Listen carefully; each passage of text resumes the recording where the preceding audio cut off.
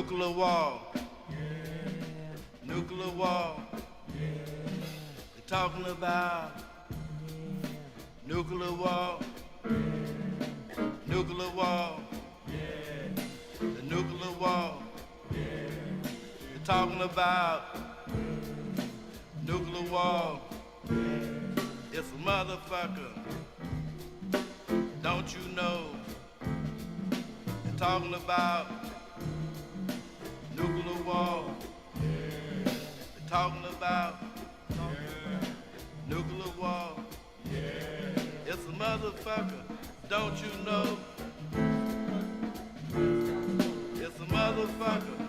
Don't you know? If they push that button, your ass got to go. It's a motherfucker. Don't you know? If they push that button, your ass got to go. They're talking about nuclear war. They're talking about nuclear war. If they push that button, your ass got to go. They're talking about this nuclear war. They're talking about nuclear war. If they push that button, your ass got to go. If they push that button, your ass got to go. Gonna blast you so high in the sky. Gonna blast you so high in the sky. You can kiss your ass goodbye. You can kiss your ass goodbye. You can kiss your ass goodbye. If they push that button. If they push that button. Gonna blast your ass so high in the sky.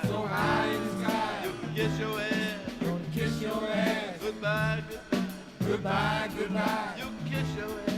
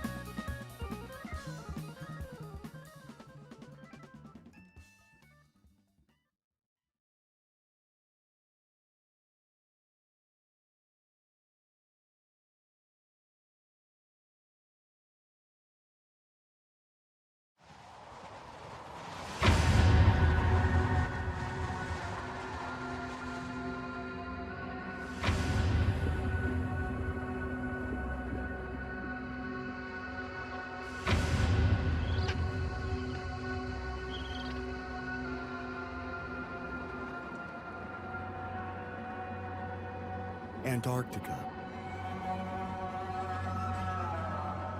It's the least explored, least understood continent on Earth.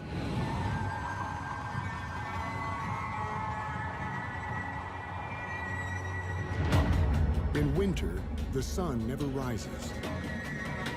In summer, it never sets. 5.4 million square miles of frozen desert, home to the driest place on Earth. Average winter temperature, 20 to 90 below. Barely anything can survive here. No native people or land mammals. Not even a single tree. But in spite of the worst conditions on Earth, humanity is working to scratch out a presence. Oh, look at that. Wow. That is one mummer of a bloody crevasse. Now we advance onwards into nothing. Just ice shelf and horizon now. About to hit some ice. Brace for shock. The world's top scientists. They're really cryptic, totally designed for living in this sea ice. And the men and women who keep them alive. Oh, we're just about to enter into the shear zone here. Join forces to battle conditions that threaten human life. Visibility's down to 20 meters. Ladies and gentlemen, I appreciate you joining us today for our flight. Appreciate you. Make sure you take that seat. Put all your luggage away in the overhead compartments. The lovely flight attendants will help you out. Make sure that you leave enough space for everybody else. We'll be taking our flight very shortly. This is your captain speaking, the Anchor Baby. This is ARCTICGATE, a subsidiary of Anchor Airlines. We do appreciate you taking our maiden flight to Antarctica. Exciting. Thank you very much. The coldest temperature ever recorded. 135.8 degrees below zero.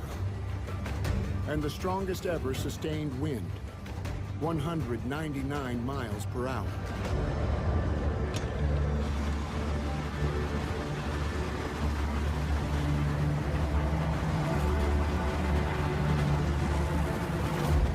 All in the name of research that could change the world. We're in some pretty thick ice here. I can't see anymore. Hey, what just happened? Something that just hit something. We've gotten along since somebody investigated. Want to put the propulsion mode in neutral?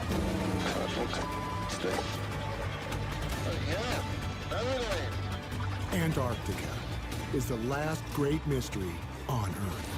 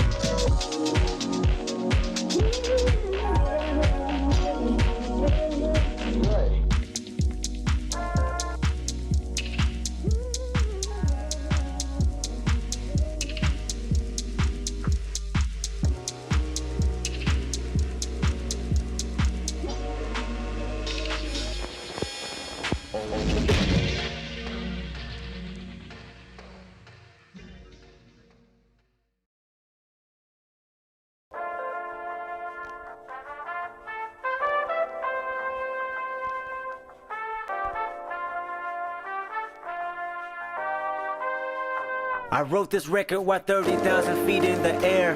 Steward is complimenting me on my nappy hair. If I can in front of all of these passengers, they'll probably think I'm a terrorist. Eat my asparagus, then I'm asking her thoughts of a young fast money and freedom, a crash dummy for dollars. I know you dying to meet him, I'll probably die in a minute. Just bury me with 20 million in the countdown fitted. Hold up, hold up, hold up, hold up, hold up, hold up, hold up, hold up. Yeah, big hop in. Section 80. Back in this, in the back of them. Hold my back against the wall and your lie on the edge of my jump off. I call up, a woman, I never did nothing but break the ground on top of the asphalt. Tire mark gave you evidence that I'm easily pedaling with the speed of a lightning bolt. As a kid, I killed 2 adults, I'm too advanced. I lived my 20s at 2 years old, the wiser man. Truth be told, I'm like 87. Wicked as 80 reverends in a pool of fire with devils holding hands. From a distance, don't know which one is a Christian. Who can I trust in 2012? There's no one, not even myself. A Gemini screaming for help. Somebody hold up, hold up, hold up, hold up, hold up, hold up, hold up, hold up. Yeah, big pop in. Everybody watching. When you do it like this, losing ain't an option. Hold up, hold up, hold up, hold up, hold up, hold up, hold up, hold up. Yeah, big pop in. Hey, kick her out the studio, Ali. 24/7, working this for she popping that for the king of diamonds with diamonds. I never do ask for it. They checking my passport. I'm too accustomed with customs. You calling the task force? I killed it. Somebody cuff them. They want me to fast forward the game. And why you complain when you lock this passport? You'll never hop in my lane when you pushing a rap for it. You wrecking my Jaguar. You play like a bad sport. Her feet on the dashboard. Hold up, hold up, hold up, hold up, hold up. Hold up, hold up, hold up, yeah, big pop in. Everybody watching. When you do it like this, losing ain't an option. Hold up, hold up, hold up, hold up, hold up, hold up, hold up, hold up, yeah, big pop in. Everybody watching. When you do it like this, I wrote this record while 30,000 feet in the air. Steward is complimenting me on my nappy hair. If I can in front of all of these passengers, they'll probably think I'm Osama. The plane emergency landed. It was an honor. Hold up.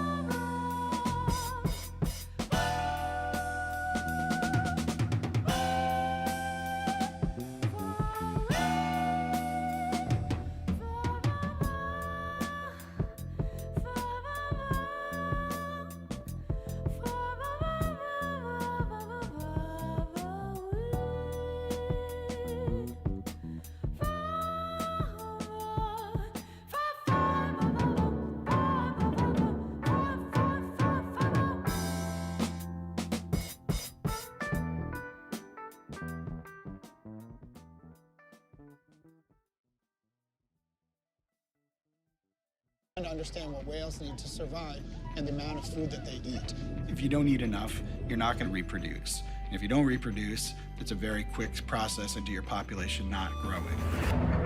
We just left Deception Island, so we'll easily get into the 𝒔𝒂𝒎 Straits and the mouth of the Herrera Channel by dawn. Perfect. If the whales are looking good, you can be out working. Cool. This is a place where people have made huge changes in the environment. Over the last 50 years, the winter air has raised by about 5 degrees Celsius. The sea ice over the last 30 years in this part of the peninsula has decreased in the number of days that are ice covered. There's a huge standing stock of krill here, and that's what they need to feed on. But the warming that's occurred here, if that affects the way that krill are distributed, it could mean something pretty significant. More than 4 billion people rely on seafood as a staple, and the fish we eat smaller fish, which eat smaller fish. In some cases, all the way down the chain to this, krill. As sea ice recedes, the algae they eat goes with it. And if krill disappears, so does the whale's food supply, and a big part of our own. 6-7 hours. So you have to realize that things are going to take longer than they would pretty much anywhere else in the world. Got about an hour of sleep in the last 36 hours for me. But that's a good hole.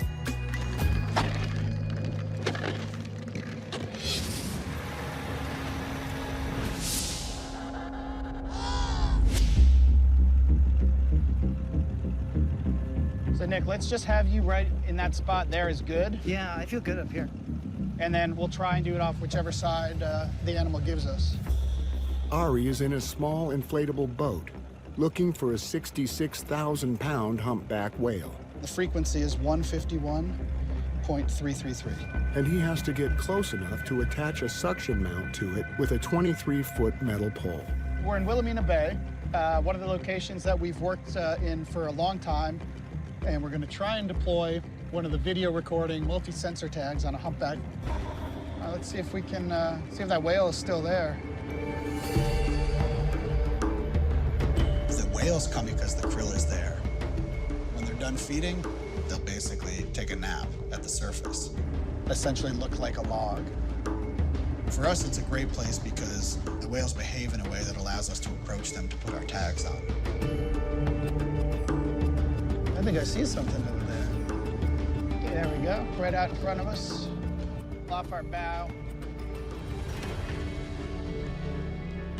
That guy looks like he stopped.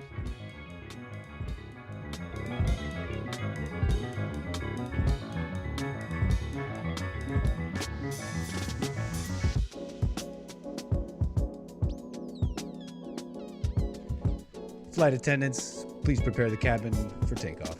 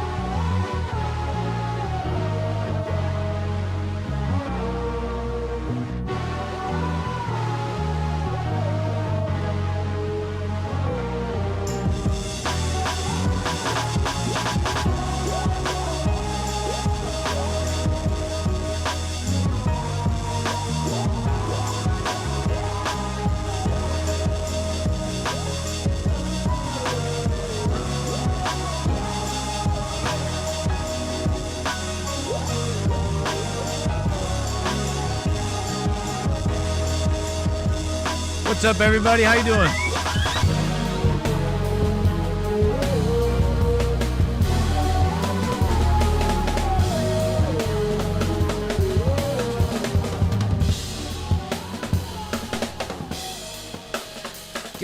Getting going. How you doing?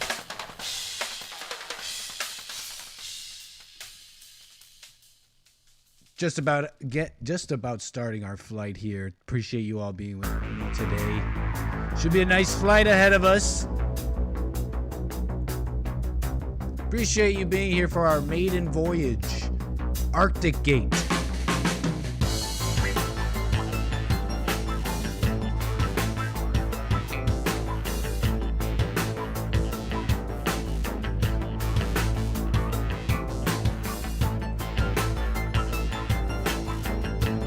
Flying out of Melbourne, Australia.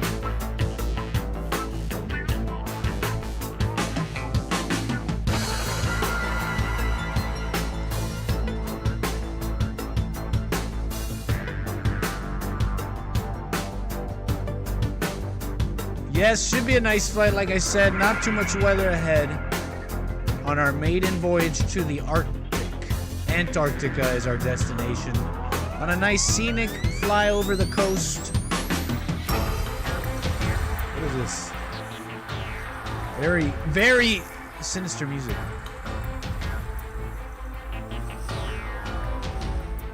Melbourne, Australia. Beautiful skies right now. Kick back and relax. Thank you for flying Anchor Airlines. This is ARCTICGATE.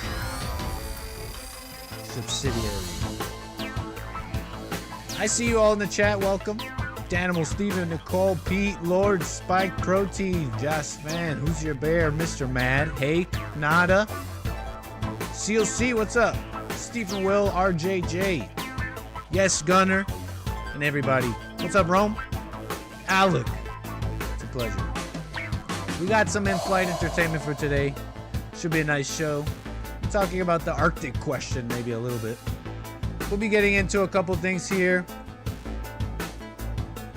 We'll be dealing with this implosion business just a little bit.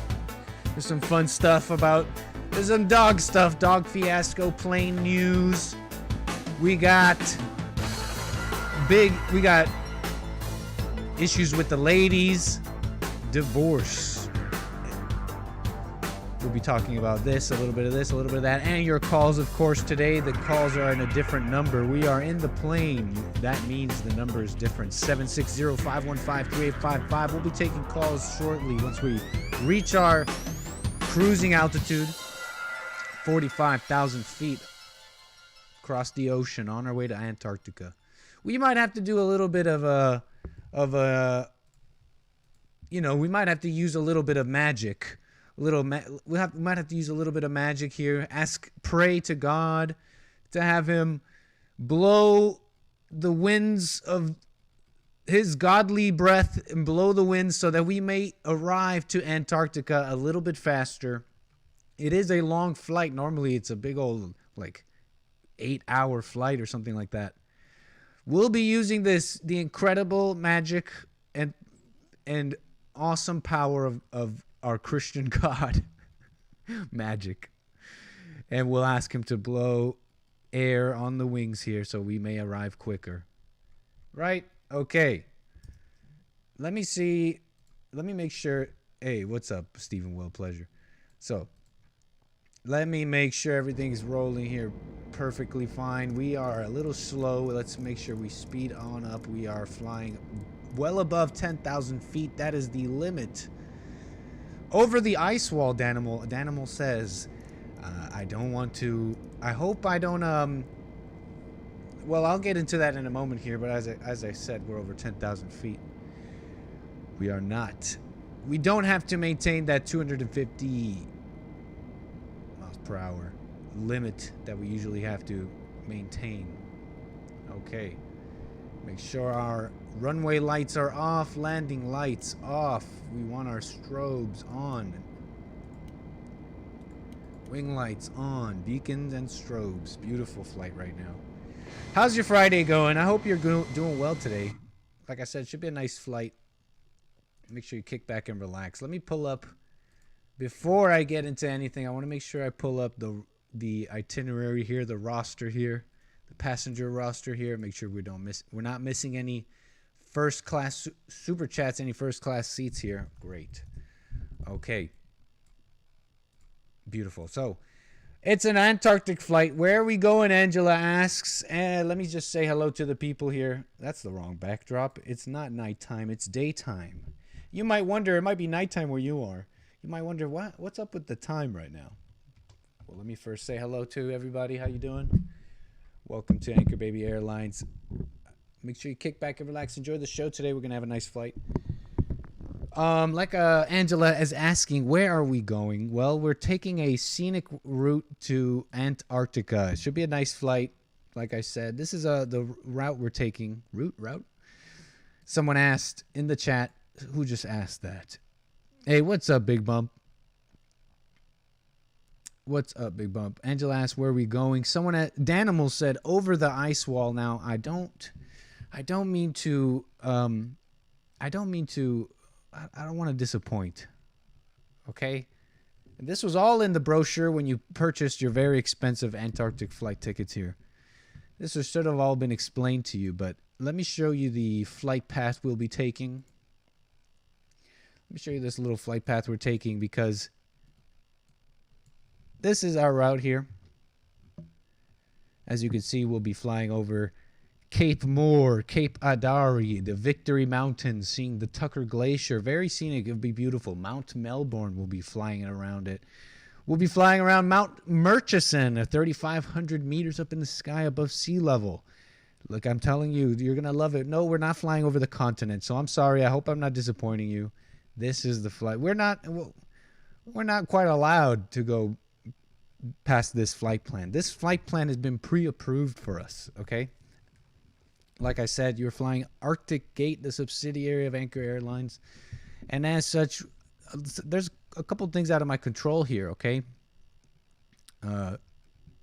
So like I said, this is our pre-approved flight plan, which we will not, no matter how much you guys ask, no matter how much you kick and scream back there, we are not diverting from our flight plan this flight plan right here, we are not diverting.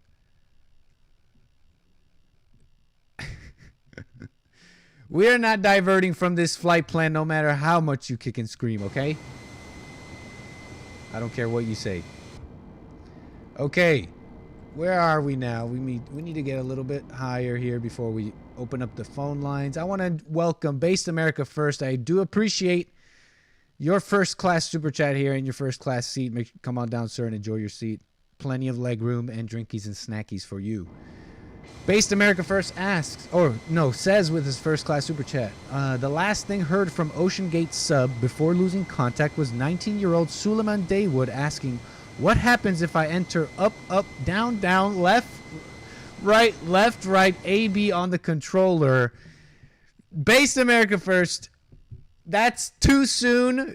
That is against the rules. You're not quite allowed to joke about that. You're not quite allowed to make jokes like that, sir. Okay, but this is we're in international waters right now. We're in international airspaces or something like that. I'll inform you about that in a second here. Some of you Antarctica heads really want to go over the ice wall here, but like I said, we're over in international airspace, so those rules don't apply, right? Appreciate the support, Based America First. But yes, Angela, we're going to Antarctica on this beautiful flight, like I said. We're not diverting at all. But yeah, what would happen if... Yeah, Hake, nothing would happen because he omitted select start. Yeah, you need the whole thing. You need the whole thing. The cheat code is not going to work unless you press the whole thing. That is a classic video game cheat code, which I've never used. They're on like a little bit of an older system than I've ever used, right? That's like Super Nintendo stuff and all that. That kind of stuff. Not stuff that I'm too aware of. Okay. Antarctic flight. People are wondering, okay, why can't we divert from our flight plan, Captain? Why can't we divert from our flight plan? Give me 1 second here, ladies and gentlemen. As I get everything here situated and we can get our show on the roll. Oh, hold on. How are we flying? Oh, we're flying a little funny right now.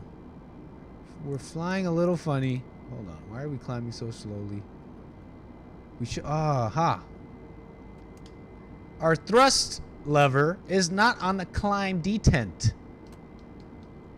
You see the CL? You see the CL right there? That is the climb detent. If you care. Okay, let's get on. Let's get on with this. Okay. Flying, flaps, locked. Landing gear up. Beautiful. United States of America. Okay, so why can't we divert from our flight plan? What's the big deal?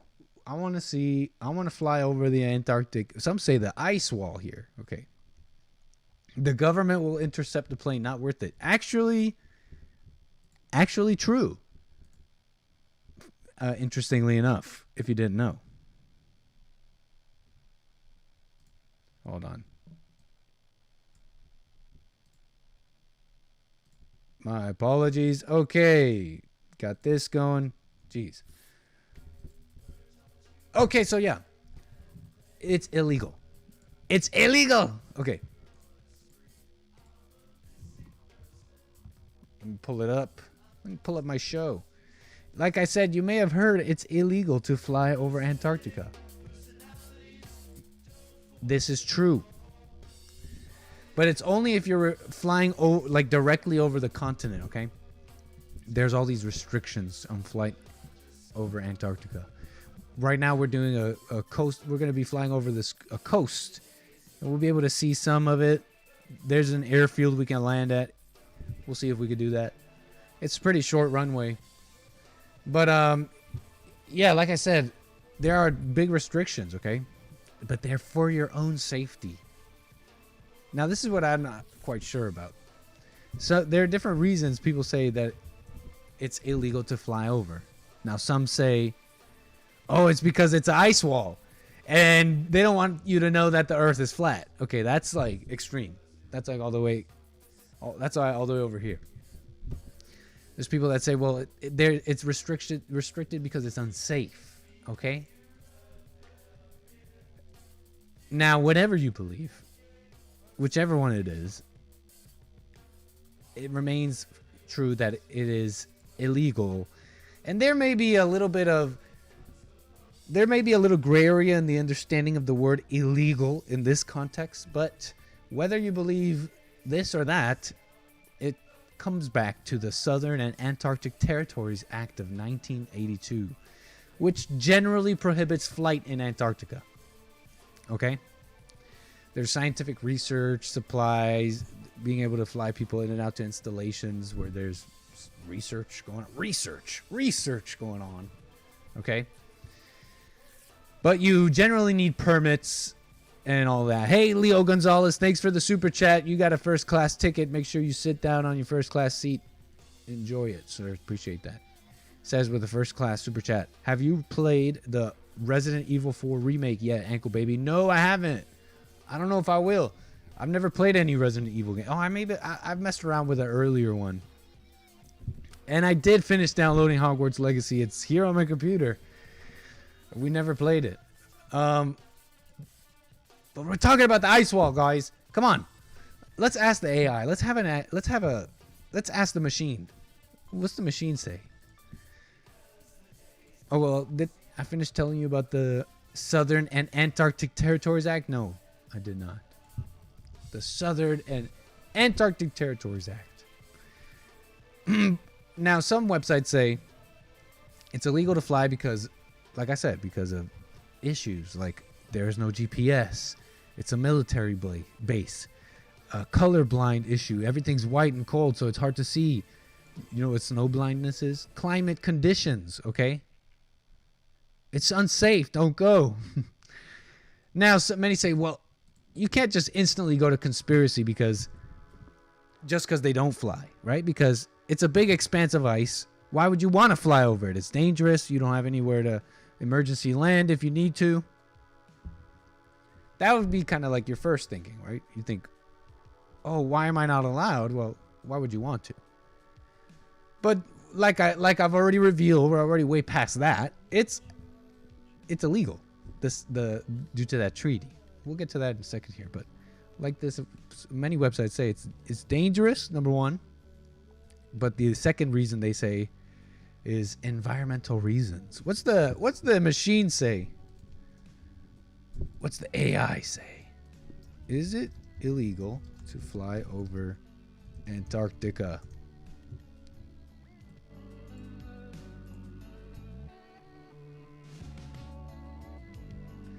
Flying over Antarctica is not inherently illegal, but it is highly regulated. Like I said, what do you mean? Rome, snow blindness has a couple of different meanings. What do you mean by that? Where's Mount Erebus? Shall we go to Mount Erebus? I believe we'll be flying past Mount Erebus, in fact, ladies and gentlemen.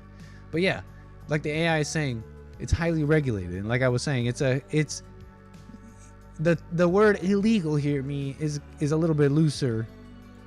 But it's highly regulated. You can't just go. Let's be real. But let's check our flight plan here, because I believe we are flying. Where's Mount Erebus? Erebus? No, I don't believe we are, actually. I don't believe we are. Okay, the continent is governed by the Antarctic Treaty system, which includes a number of international agreements and protocols aimed at preserving the environment and maintaining scientific research activities. It's for research. It's for research, guys. Why do you guys go straight to conspiracy? Nick, would you take an oath to not say it's really... What? No, Lord Spike Protein. I would not take that oath. I just don't know. I ain't never seen the Earth. I don't know the shape of it. It seems round, I think. The main treaty, known as the Antarctic Treaty, prohibits military activity, mineral mining, and nuclear testing, among other activities. The treaty also regulates aviation in Antarctica. According to the Protocol on Environmental Protection, it's for environmental reasons. Overflights must be conducted in a manner that minimizes the impact on the environment and wildlife. That's what I don't get. Why Antarctica? Why Antarctica? Because it seems like... Is there anywhere else on Earth? Let's ask the AI that next. Is there anywhere else on Earth there's treaties to protect areas for environmental reasons? Most flights over Antarctica are conducted for scientific research. These flights are typically operated by specialized companies. It's worth noting that individual recreational flights over Antarctica are extremely rare. Welcome to the premiere flight here on ARCTICGATE. Beautiful. Exciting maiden voyage. Scary stuff. I don't like this. Just flying over water. Scary. Nothing below us. Okay. Are there any other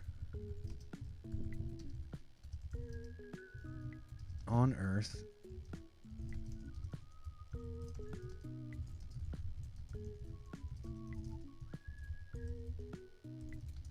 Are there any other areas on Earth that are protected with similar treaties for environmental reasons? Yes, there are several areas on Earth that are protected for treaties and agreements. Galapagos Islands, the Great Barrier Reef, the Serengeti National Park. See, you conspiracy theorists? Calm down.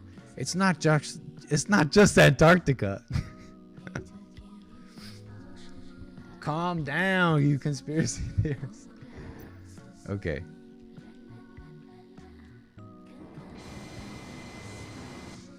Okay, so the world's most unique flight, $4,000 for like a round trip with some companies. Expensive stuff. Less than $250,000 though. The Antarctic Treaty and related agreements. But why? But why? But why? After World War II, the U.S. considered establishing a claim in Antarctica. But why? Okay, y'all. So like I said, we'll be taking the scenic route. We will not be diverting from our flight whatsoever. You cannot convince me otherwise. I won't dare to break the law and try and fly over Antarctica. And why would I want to? We're just going to go across it and end up on the other side. What the heck is even going to happen? We're just going to go over it and go to the other side, right? So OceanGate, who brought that up? Based America First, OceanGate, and the submersible, the friggin' submersible. Man, it's a shame what happened there. It's a shame, you know. Would have been, they should have been found alive, I guess.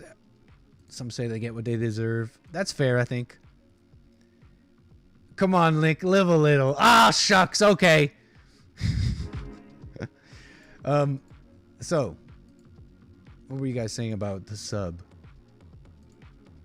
The last thing heard from OceanGate's sub before losing contact was 19-year-old Suleiman Dawood. Yeah, that's right. But yeah, so it's, what the heck with the sub thing? Became like a huge worldwide story. Is it fair to say worldwide? Every news aggregator, every celebrity's talking about it. Stuff, Twitter, blah blah blah, on the news cycle. Is it fair? And so the sub thing, the submarine thing. Okay, you guys are following here. And so it came out as every day that passed, it came out. Something else came out on the shoddy conditions on how this sub was built, this or that problem. The engineer, a previous engineer, writing a report saying it's unsafe and then quitting and then suing the company and winning, I believe. The owner saying, the CEO saying, oh, I don't want 50-year-old white guys. It's not inspirational. And it seems like every day something else comes out. Like every day something else comes out and something bad. Look, check this out. What is this? Fresh hell.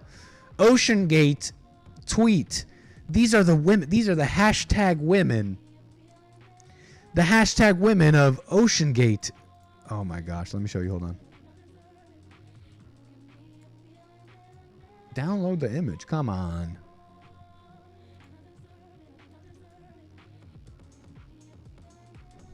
Pardon with this interlude. I'm trying to pull up my folder here.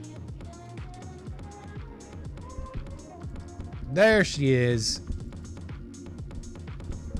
These are the hashtag women of OceanGate. They are hashtag submersible pilots, data analysts, business managers, engineering PMs, marketers. They're everything. Innovators, leaders. These are the women. Are these? So this is who he replaced the 50-year-old white guys with? That was the move? This is the move, right? I don't know if that was a good idea. Okay, in hindsight's 2020, but we're seeing this in the world. We're seeing this played out in the world in many different ways. Okay, come on. Let's be real. Affirmative action, breaking down of standards.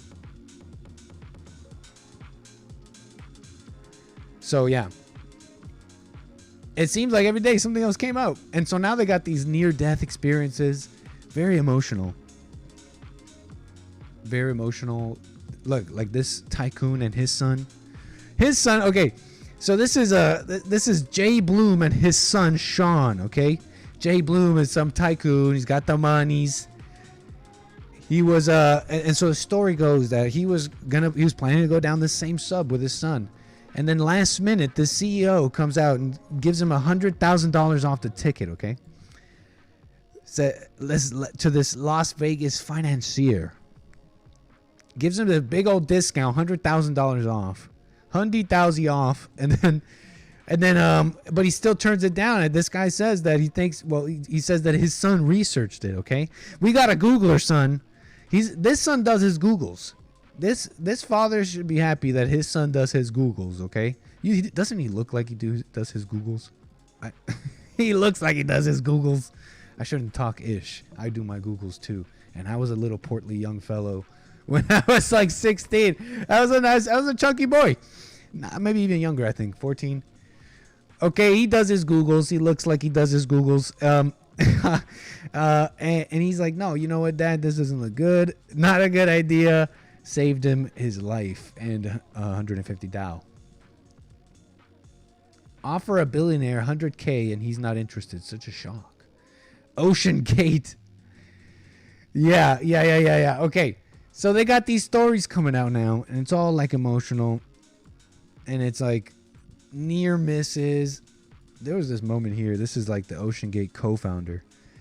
And I guess this is the moment live on air when he learns that the they found sub debris. In the past minute or so that I believe some debris has been found. I'm sorry, what has been found? I understand that some debris has been found on the surface. I'm really sorry, I don't have any more details than that. I'm not sure, obviously, because I'm hearing it for the first time now. But I know that our protocol for lost comm. No, I think he was just saying what because he didn't understand. He's like, debris. Excuse me, what? Debris? Okay, so. Yeah, crazy. Okay, so. Where are we?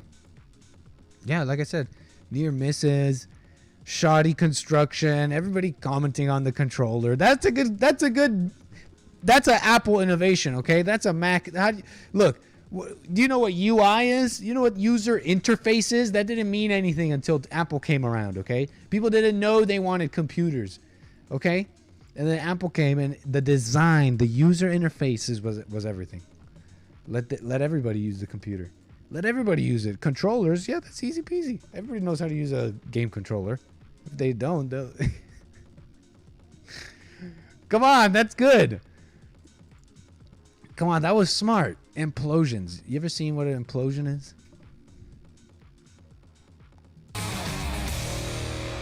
Mythbusters. You gotta love the Mythbusters, okay? How could this happen? These guys, these legends, okay? Mythbusters, okay? These freaking legends. I know it was a cheap, not even an official controller. It was like a Mad Catz controller.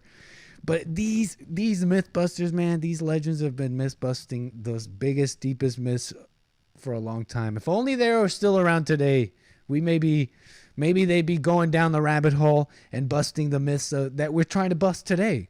Okay? If only we still had the Mythbusters today, maybe they could bust the myth, bust the questions we have today. Are whites being replaced? Is transgenderism a Jewish thing? Oh, man, we need the Mythbusters today. We need the Mythbusters today. Were the civil rights, once and for all, were the civil rights good or bad for blacks? Mythbusters said we landed on the moon. There you go. Sorry, buddy.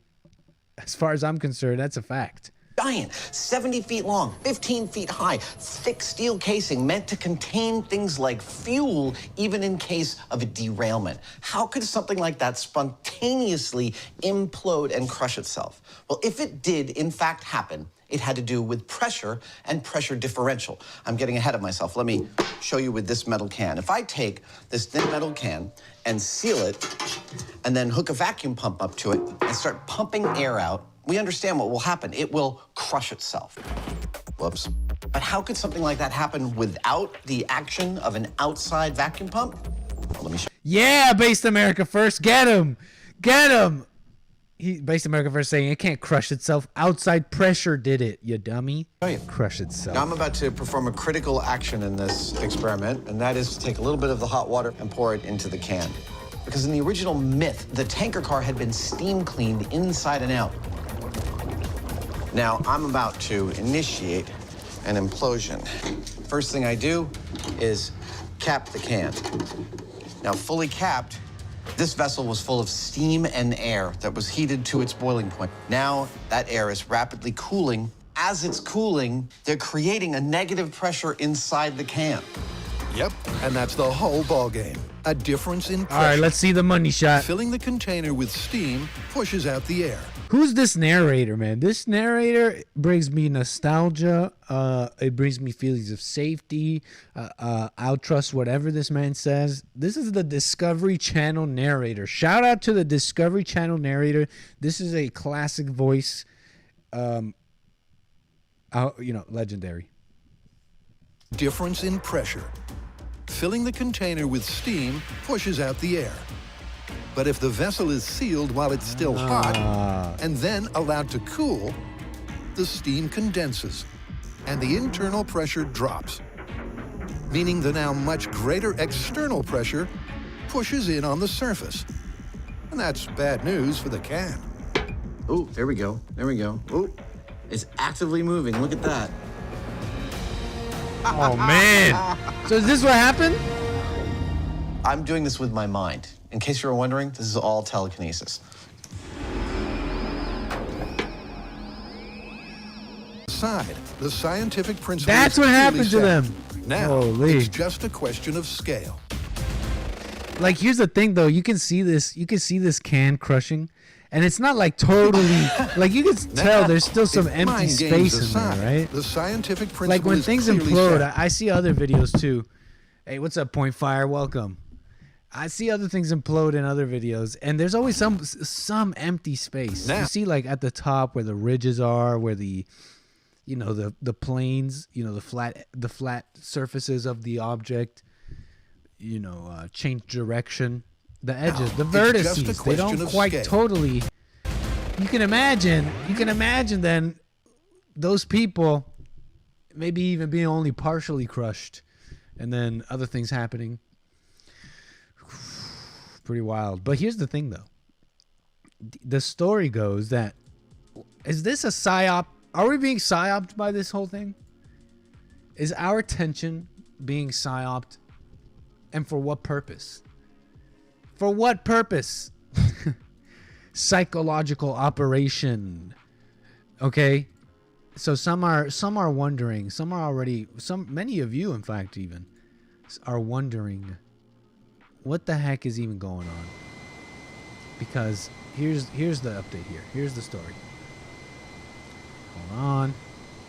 Oh, darn. I've seen 3 calls already come in. My apologies. 760-515-3855 if you want to call in and jump in. Okay.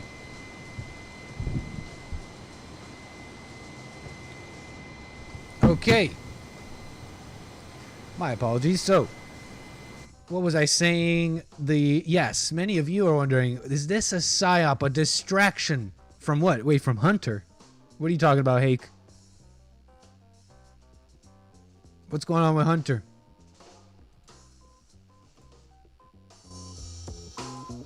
But anyways, some of you are saying it's a total distraction, and so we're getting some reports here. That are bringing into question the timeline here. The timeline is they went down, they went missing. They went down. They're looking for them. They got 48 hours of oxygen, 24 hours of oxygen left. We're still looking. We got the Coast Guard out. We got these French divers out. Okay, we're hearing. Okay, now we're getting reports of we're getting recordings of sonar or something like that. We're getting sounds. We're getting banging sounds coming from a possible it could be the possible Titan submersible and the occupants banging away. This was as early as, was it yesterday? As early as late as yesterday, or maybe even today, there was reports of banging, and then finally debris. They found debris. I believe that was yesterday. Yesterday they found debris during my show at American Anchor Baby. So they found the debris, and then so that was the timeline. But there are reports now coming out bringing into question some things here. Bringing into question U.S. Navy. Here's a report here. U.S. Navy acoustic system detected anomaly that was likely Titan's fatal implosion, official says. This is from the Associated Press. U.S. Navy acoustic system detected an anomaly Sunday. Hold on. Hold up. Wait a minute. It's a 22. If the Titans rockin', don't come knocking. Hey, anomaly Sunday. What day is it today? It is Friday. CNN reported that the U.S. Navy reported sounds on Sunday. Hold on. Like I said, many are questioning the timeline here. They're wondering many things. In fact, there's another person here. There's one particular person There's one name, a man who's gone down in a different submersible, a Russian submersible, the Mir submersibles, who went down to see the Titanic with his own, gander the Titanic with his own eyes. Well, not his own eyes. He saw the Titanic through the eyes of the camera of the submersible. I don't believe anyone has actually laid actual eyes on the submersible, bringing into question the nature of information. What? All you saw was a video? Anyways, that's besides the point, though. I'm talking about James Cameron. James Cameron went down to see the Titanic as well, director of the Titanic. He has questions as well. Sorry, I just smacked the mic there. He has questions as well, similar questions as all of you. James Cameron. Movie director James Cameron was told on Monday that the sound of the Titan sub imploding had been detected. James Cameron also has questions. James Cameron blasts hunt for Titanic sub as prolonged nightmarish charade. Director claims U.S. new vessel had imploded hours after had lost contact, but let people run around talking about banging and oxygen when they knew where it was. Hold up. Just James Cameron, director of movies, with much experience with bringing images to you in the form of movies and stuff, right? Maybe he knows a thing or two about psyops. Maybe he knows a thing or two about psychological operations. I'm just saying, okay? I'm just saying he might know a thing or two. He might know a thing or two, and so he's saying the U.S. knew and let the world pretty much run around talking about banging and oxygen. Titanic director James Cameron said he predicted Titan's implosion days before the debris, calling the search a prolonged nightmarish charade. Officials say the men were likely to have died on Sunday. Hold on. Mr. Cameron told BBC News that the search felt like a prolonged and nightmare charade. I knew the sub was sitting exactly underneath its last known depth and position, and that's exactly where it was found. I didn't hear about it until I woke up Monday morning. I immediately got on the phone to some of my other, contacts in the deep submersible community. Within about an hour, I had the following facts. They were on descent. They were at 3,500 meters, heading for the bottom at 3,800 meters. Hey, caller, I'll be right with you. Don't hang up. Comms were lost and navigation was lost. And I said instantly, you can't lose comms and navigation together without an extreme catastrophic event, a highly energetic catastrophic event. And the first thing that popped to mind was an implosion. So I felt in my bones what had happened. So this entire week has just felt like a prolonged nightmarish charade. He said it. Where people are running around talking about banging noises and talking about... He said the thing. Oxygen. He said the thing that we read. He said it. So yeah. He's saying this was all unnecessary. I have a caller here. Don't hang up. I'm about to get to you. Yeah, but he's saying it's all a big charade. What else was this? It was fundamentally unsuitable for the expedition. James, I appreciate you joining us. Someone who's devoted his life to exploration as you have in many ways under the sea. I'm wondering what is going through your mind tonight. Well, thanks, Anderson. I mean, obviously, we're all kind of heartsick from the outcome of this. And I've been living with it for a few days now with some of my other colleagues in the deep submergence community. I was out on a ship myself when the event happened on Sunday. The first I heard of it was Monday morning. I immediately got on my network because it's a very small community in the deep submergence group, and found out some information within about a half hour that they had lost comms and they had lost tracking simultaneously. The only scenario that I could come up with in my mind that could account for that was an implosion. A shockwave event phones all over the Atlantic, and got confirmation that there was some kind of loud noise consistent with an implosion event. That seemed to me enough confirmation that I let all of my inner circle of people know that we had lost our comrades, I have a caller here. Sorry about that. Caller, thanks for your call. Your name and where are you calling from? It's Brian from North Carolina. What's Nick, up, how you Brian? doing? Hey, welcome, sir. Hold up. Wait a minute. It's a 22. It's a revolver. Pow, pow. It's a revolver. A little inside joke, a little internet inside joke. Search up. It's a 22. You'll know what we're talking about. Sorry, Brian. Go ahead. Hey, you crack me up, man, because you know about things that I don't expect you to know about. And so you might be the blackest person on the crew. I'm telling you, man. But hey, I just want to call and ask you, man, would you have, if you had the money to go down there, would you have gone down in the submarine to the Titanic? Heck no. Dude, I mean, I don't know if I'd even I don't even know if I'd skydive anymore. I used to be down. I was gonna ask you that next. Yeah, I used to be down. I still might do it. I'd skydive over doing the sub thing any day, in my opinion. I still might do skydiving, but I don't know. I just lately I'm not so interested in that. Like, even just I don't know, just thrill and just traveling. Even it seems like a thrill I don't even need. I feel the same way now, man. I've done some things, some kind of daredevil things in the past. I went to airborne school, so jumping out of a plane.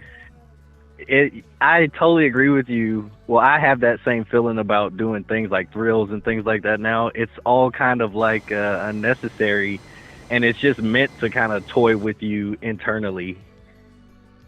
Totally. Yeah. And it's a little overrated, maybe. I'm just thinking it's a little overrated. But definitely I would skydive. I would skydive over a submarine any day. At least. I don't know. Do you think I'm stupid with that? Because in my mind, it's What do you safer. mean? What do you mean? I don't know. In my mind, there's something safer. So I was about to say that. The sky.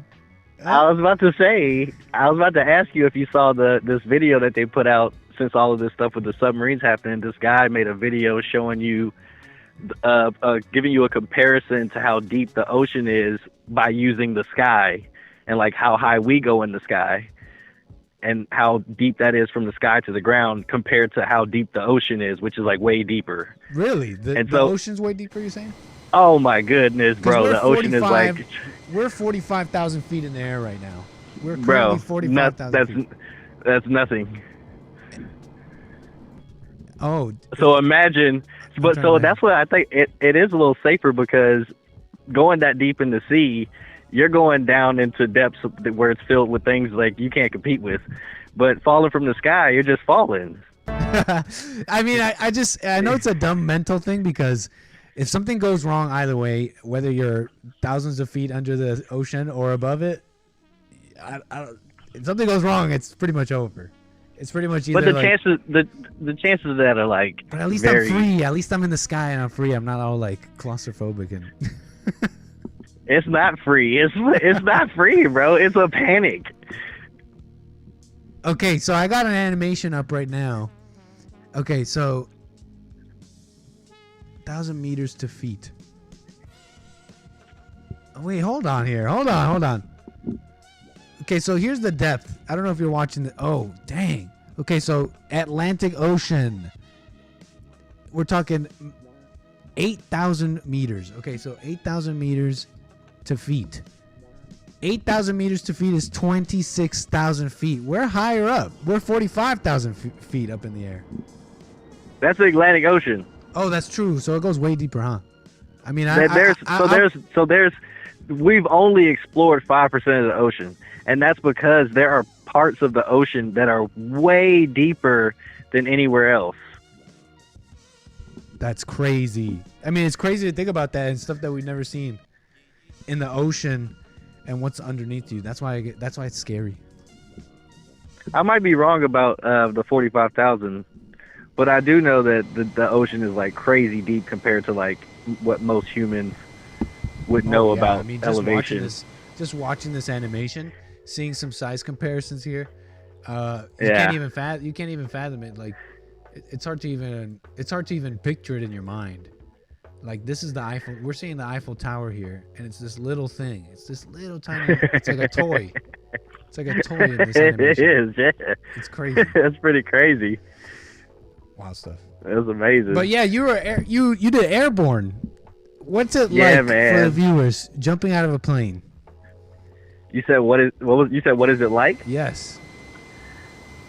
It's a lot of adrenaline rush all at once, and then when you jump out of the plane, there's this very brief period of panic, and then followed up by a sudden yank of the parachute deploying, and then you get a moment to catch your breath, and it's pretty good for a little while. Yeah, it's pretty good for a little while it catches your breath, but there comes a point where the ground begins to come towards you quickly. No way. And so what you have to do is when you land is you want to land with your feet together, and you kind of just want to let your knees buckle and your body follow. Right. So whatever the the most forgiving side Crumple is. zones. Right. But it's futile. That's so interesting. Yeah. So you're talking. So you don't like skydive a little bit? Like it's like those planes I've seen in videos where they jump out and you're connected to a cable, and so as soon as you jump out, a static line. A static line is what it's called. Okay. And pretty much as soon as you jump out, it deploys the parachute for you. Well, there's a 4-second delay. So the way they train you is when you jump out of the plane, the static line breaks, and you have 4 seconds, and you count 1001, 1002, 1003, and by the time you say 4. Poop, it pops out. If it doesn't pop out, in the event it doesn't pop out after 4 seconds, something's wrong. You have a reserve chute that sits in the front of you, and all you have to do is pull that up, and that'll pop out the front, and pretty hopefully cool. come to the rescue. And then you're behind enemy lines. So, pretty sick. Right on, Brian. And the school, the airborne school is only 3 weeks long. Oh, okay. So you it's actually the shortest. Is it school Army in the or military. is it Army or is it? It's Army. It's Army Airborne. Okay. Army Airborne. Yeah. Super cool. Right on, bro.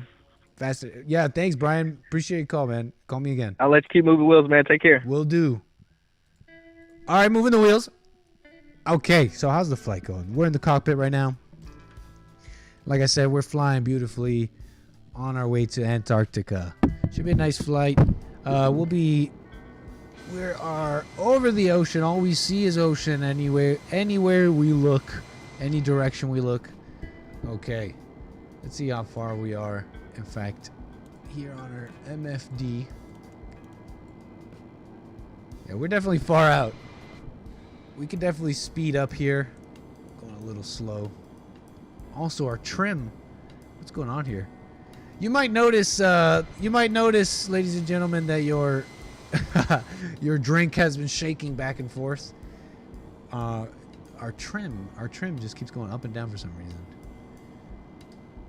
What is going on here? That's not good. That is not good, ladies and gentlemen.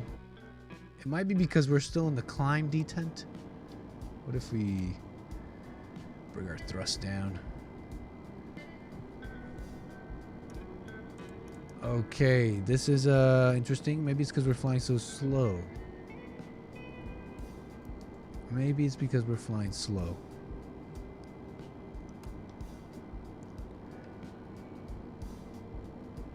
Why are we flying so slow? Is the air thin or something?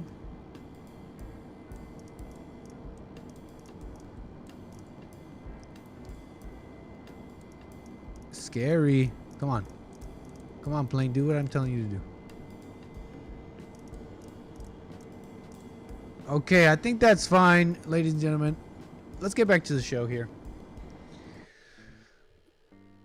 Okay. James Cameron. Absolutely badasses. Let's pack them in. Get on there. I love Aliens. James Cameron directed Aliens. Ah. Okay. Let's get into this. Let's get into this here. Oh, wait.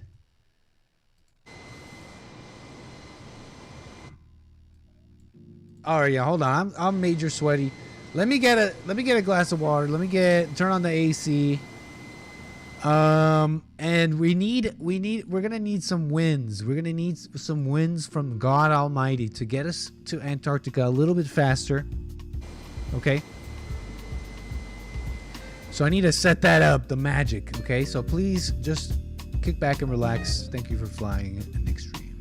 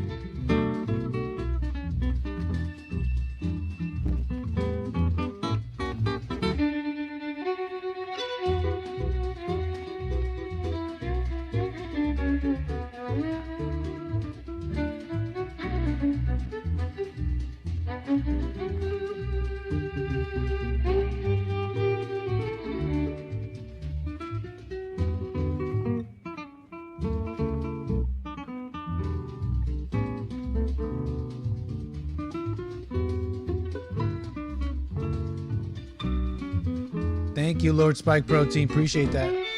Thank you for the support. Take care. Enjoy your weekend. Thank you so much for the support. And Games for Rec, thank you for that. First class super chats.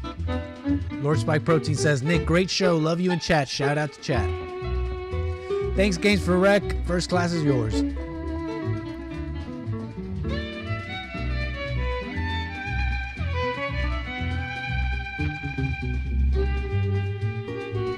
Right on. Okay. You heard about this Matt Walsh business? Let's get into this. All right, hold on. So, there's some controversy. Darn, yes, Gunner, you got me. Yes, Gunner got me in chat. He writes, if you read this, you're a beta for life. Oh, turn on autopilot? Oh, my bad. My bad. Okay. So let me pull this up. Oh, I got a call, in fact. I got a caller. Hold on. Caller, you're on the air. Thanks for your call. What's your name? Where are you calling from? What's up, buddy? It's Nathan from Illinois. Nathan, how you been, man? Doing well, bro. Just landed a new job. Let's go. How's Good Friday. Yeah. Actually, nice. Yeah, dude. Actually, in sales, I remember hearing one of your streams and that guy was giving advice. Yeah, you heard that call? Yeah, that was good advice. Yeah. That was good sales advice. Yeah, man. That was good stuff, Got me man. fired up, dude. Yeah. Right on. So, what are you selling? That good. Don't incriminate yourself. Yeah, no, it's like a middleman for logistic companies like truckers and people who want to move product. Yeah. My sister's in the same biz. That's cool, man. Very nice. Good luck in that. Good luck in all you do. Appreciate you, brother. Luck doesn't exist, though. Wait, what? I don't believe in luck. Oh, heck yeah. Right on. Yeah, bro. Well, yeah. What do you mean? I appreciate what do you mean by that? Expand.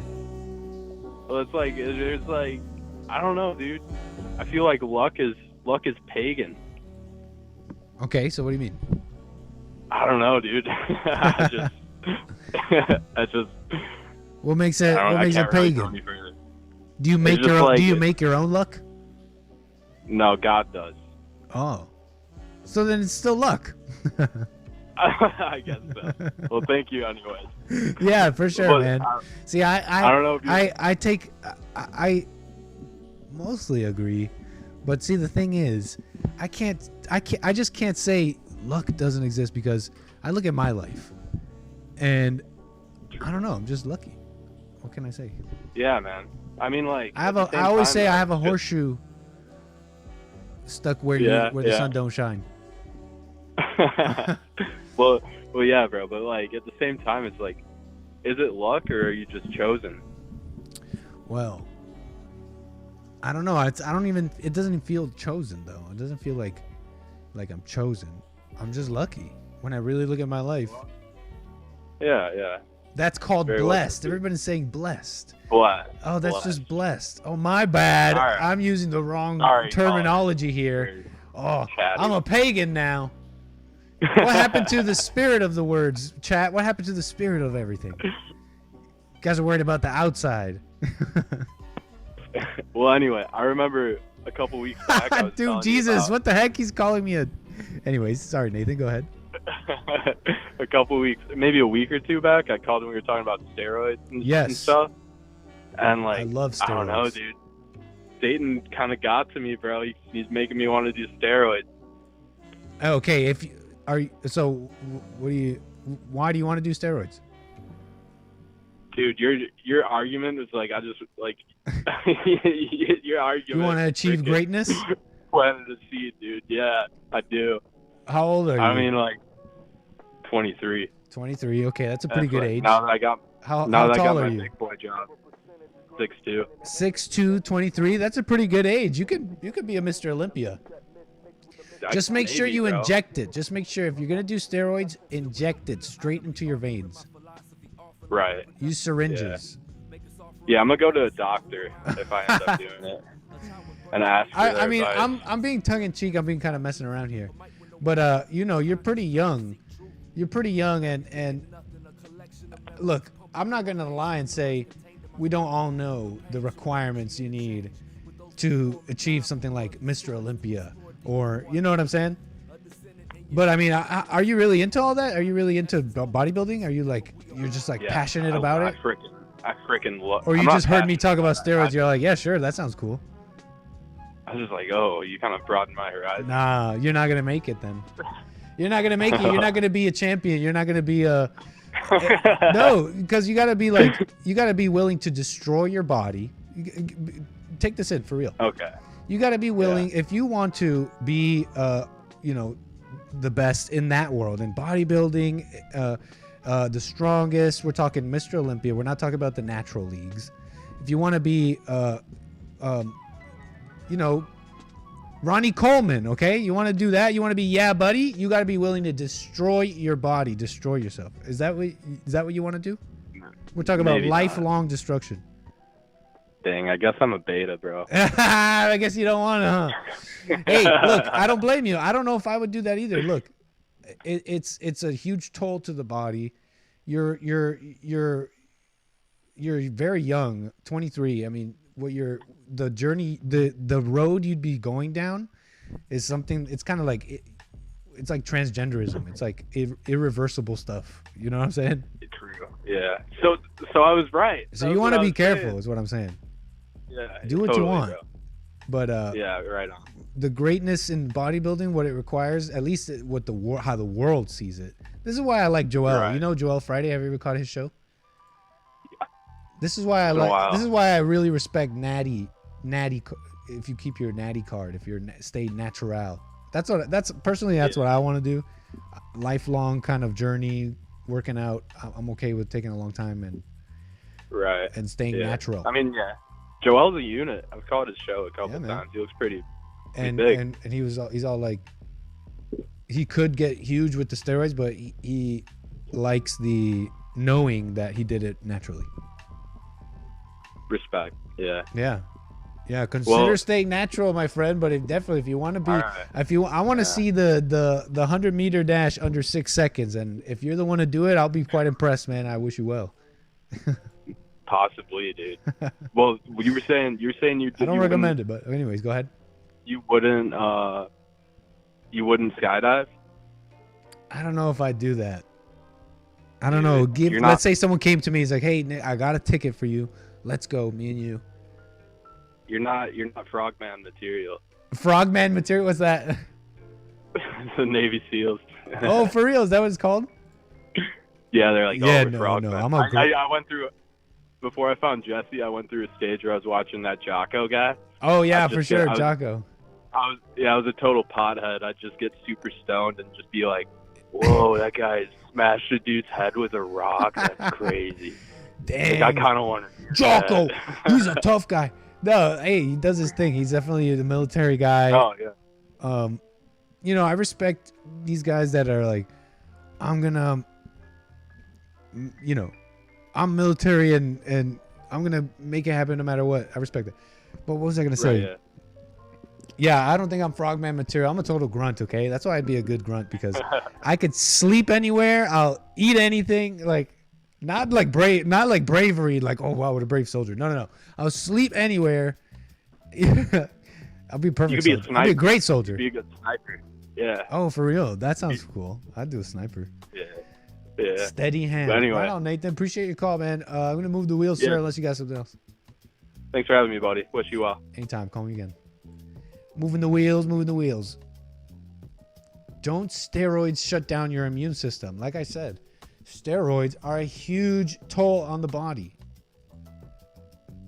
You got to be serious. You got to be Picasso about this. What I mean by that is, like, I'll tell people, like, people think, I want to be the best at something. And, we're talking like world-class level, like history books.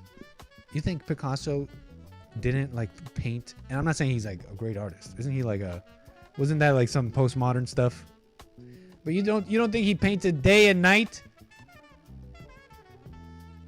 You gotta be willing. You gotta be really about it. Okay. You heard me say, oh, steroids. That'd be cool. Because I would love a steroid sports league. Just like juiced out of their minds. Just next level. Because that's what it's consensual. That's what they want to do. We're not lying. Nobody's cheating here. Who's the most juiced, strongest, fastest? Like, I want a cyborg league. I want a steroids league. But you know, you heard me talk about it. You want to do it. I'm sorry. I don't think you got the stuff. Okay.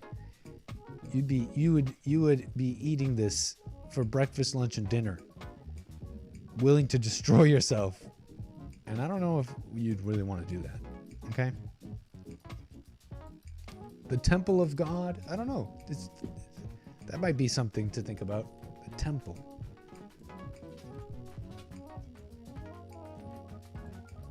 Okay. All right, so what do we got now? We got this Walsh stuff here. Let's get into this.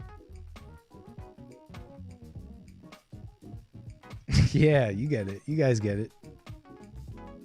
Yeah, Kamran, what's up, Kamran? You will not feel better. It will be a false identity. All that muscle mass. All that muscle mass is still beta. Kamran's onto something here, folks. I do declare. I do agree. Kamran in the chat here. I have to say that's just true.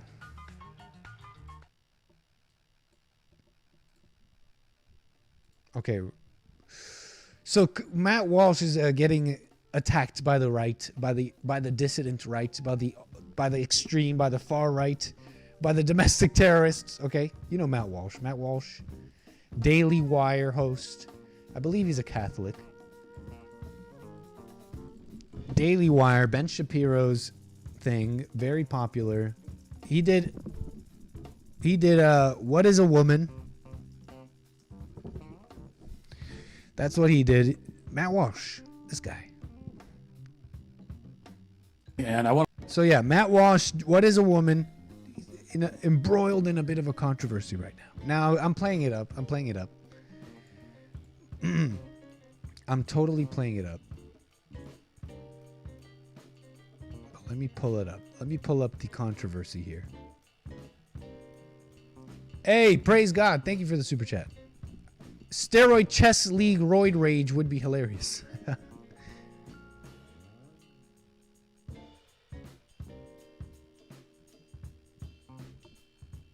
Yeah, you guys still talking about the steroids and the bodybuilding.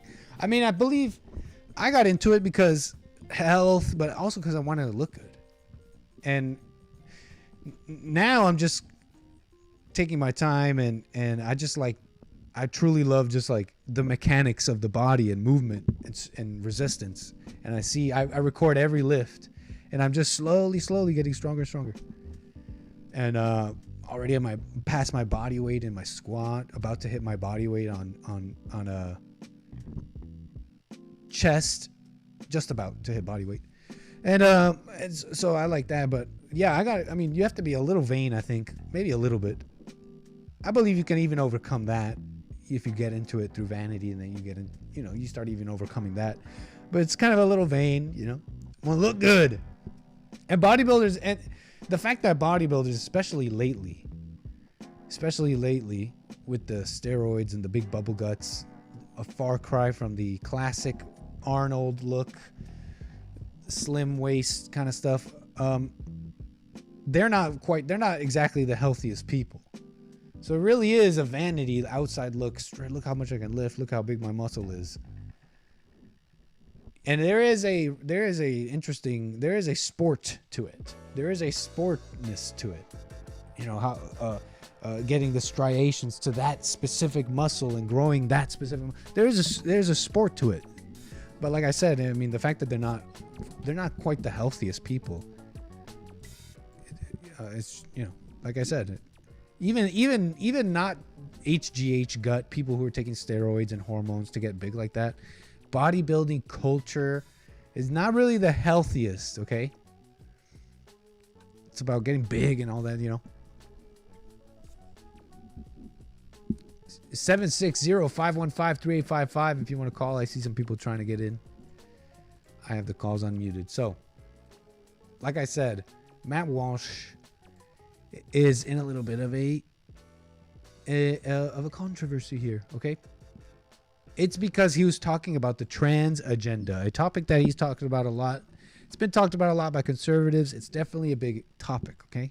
Transgender and the transgender issue. And who is behind it? Because as you know, Call from. and I will get to this call here. Hey caller, I'll get right to you here in a moment. As you know already, transgenderism is blowing up. Especially with the young people, the youth. It's been a huge explosion of transgenderism. People identifying as transgender. And I'll get to your call. Thanks for your call. I'll be right with you.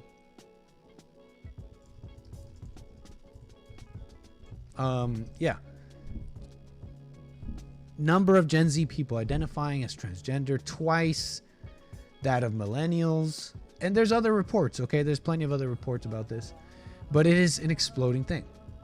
And so a lot of people are wondering, well, so who's pushing it? If it's a thing, if it is a ideology or concept that's being pushed, first of all, is it being pushed out of the ordinary, or is it being picked up by the public in an organic, natural way? Or is it being pushed? And if so, who's doing it? Okay? The trans agenda. Now the topic of the trans agenda becomes a little clearer. Matt Walsh made a commentary about this. The trans agenda was invented, he says. We'll get into this here in a moment. Caller, you're on the air. Thanks for your call, your name, and where are you calling from? Hello. Hey, caller, your name, and where are you calling from? Hey, this is Kedrick. I'm calling from Dallas. What's up? Is it Kedrick or Tedrick? Kedrick. With a C? I mean, K? Yeah. Nice. Yeah. What's up, Kedrick? I appreciate your call. Go ahead. And I have another caller coming in. I'll get to you later. Yeah, so, you're going into the Matt Walsh thing. It's, Yep. I've been a little radicalized, as they say. Oh, yeah? What do you mean? I mean, it's funny the way he, okay, so he said, well, I'm not even going to go there because you're about to talk about it anyway. So No, go ahead. We'll get into it together here. Basically, the first of a series of tweets that basically Matt Walsh said. And here he starts off by, like I introed here on, well, who's behind it if there is anybody? He says the trans agenda was invented by pedophilic psychologists, degenerate quacks, lunatic sexologists, literal Nazi scientists, and other assorted deviants. A collection of the most despicable monsters imaginable came up with all of this stuff. Here are 5 names you should know. And he goes on to name a couple of names and what they did. John Money, Alfred Kinsey, godfather of modern sex ed, 𝒏𝒊𝒄𝒌𝒔𝒕𝒓𝒆𝒂𝒎 or Magnus Hirschfeld. Anyways, we'll get into this. Go ahead. So just intro it there for the chat there, just so that they are aware. Magnus Hirschfeld. That's the one I want to talk about. Okay. So we always hear about these book burnings, and books have been burned. I have, yeah. What books were they burning? Does anybody know? The burning of books, to be specific here, what do you mean? We've heard of book burnings, and you were talking about which book the Nazis were burning books. I have heard of that, yeah. Yeah, and so if you look into the books they were burning, they were books from this Institute of Sex Studies. Institute of That Sex was ran Studies? by Magnus Hirschfeld. Gotcha. Sex science, whatever you'd like to call it, And if you look into it, it was Magnus Hirschfeld pushing transgender stuff, CP stuff, things like that. Okay. Not too different from what we see nowadays in public schools.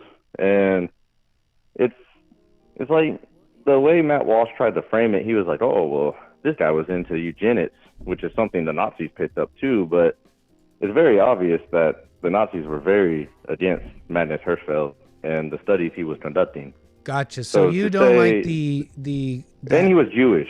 Gotcha. So. Magnus Hirschfeld is Jewish.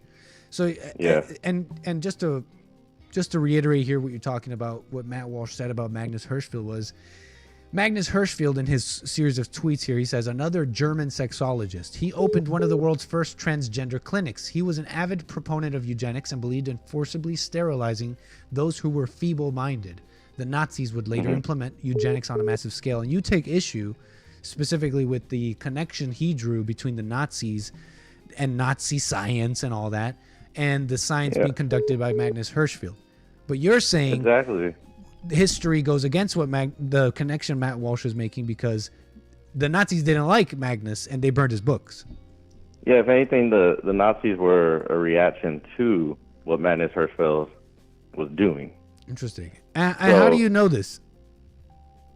I guess I wasn't there. Like, do I know?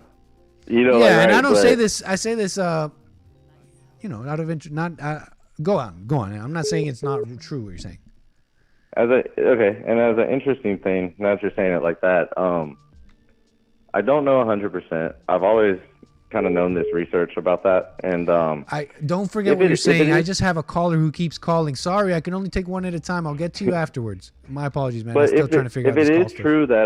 If it is true that Magnus Hirschfeld was into eugenics, okay, and that Nazis were into killing Jews in a how do you say, what's the word called, the way where you kill them all at once, in a genocidal way, right?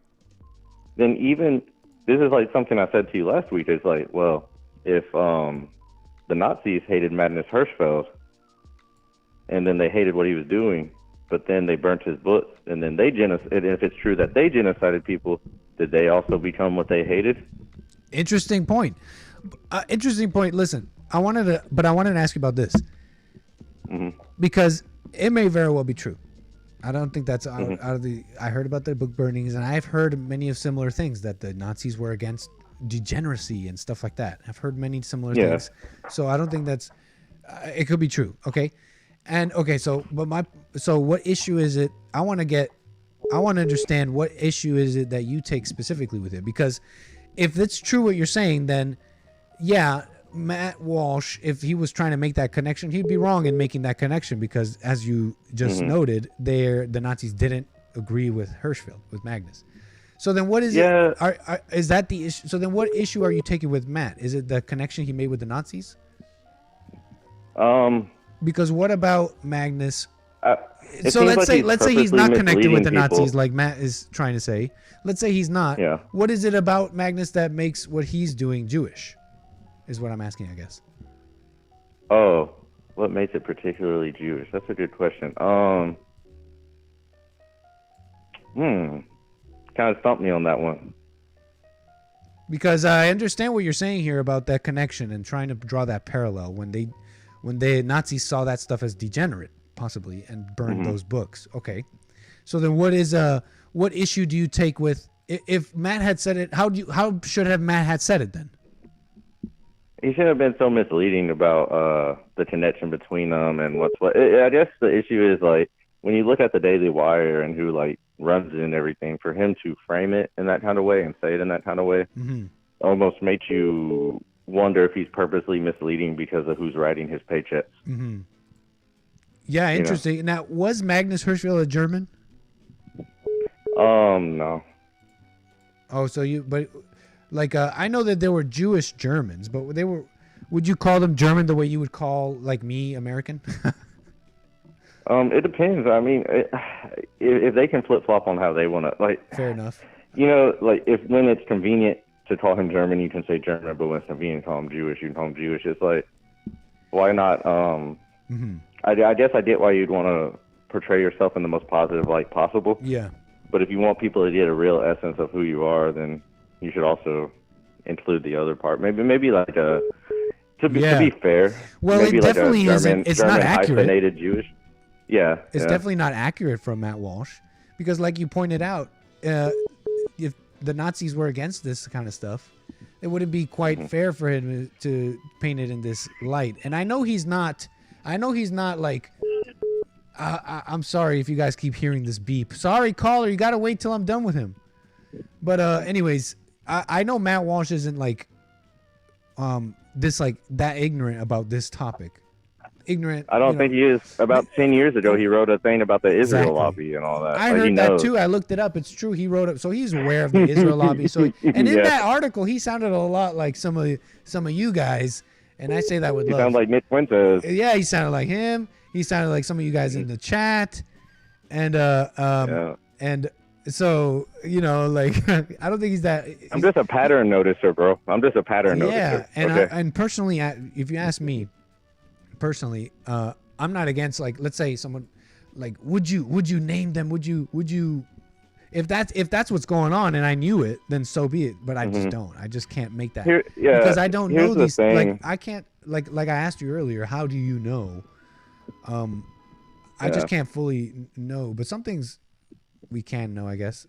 Well, one of the things about it kind of reminds me about the how Jesse Lee Peterson talks about abortion. He's like, well, if God is letting it happen, then who are you to say, like, do what you're supposed to do, but yelling in people who have abortions faces, like, that's not going to do anything. So the whole lip burning thing and stuff like that is another thing about it that I just don't like. And this is aside from Matt Walsh and all, but with the whole transgender stuff, I find it funny that people don't find that it's time to do right until it comes to the kids. It's almost like it has to get to the kids before people will stand up and have the excuse to be like, okay, now you've gone too far. Now it's wrong because it's happening to the kids. It's like, it wasn't wrong. It wasn't wrong before then. Absolutely. Like, you need you're so weak as a man that you need the kids as an excuse to stand up. Yeah, for you're yourself hiding and behind say, the hey. kids. That's a good point, because and even that defense is weak. That defense is weak because if you say, I don't want you to teach sex to, you just can't teach sex to the kids. Well, you've been teaching sex to the kids in public schools for years. Well, it was straight sex, but you were teaching them that. And it You should gotta ask be, yourself, what does that mean? Say Like, what again? does it mean if well, you gotta ask yourself, why is it wrong to teach kids that?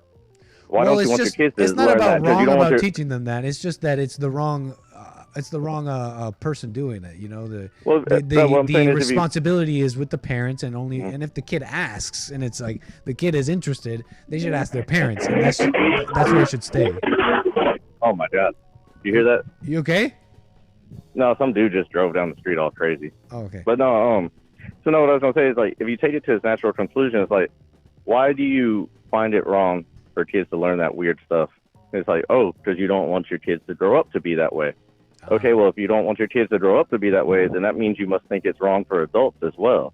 So why do you have to wait? Like, if it's not, it's like if no, not good and then for suddenly kids, it's like no. Everybody should do what they want, which is truth to that. But those people who are saying, people just have the right to do what they want.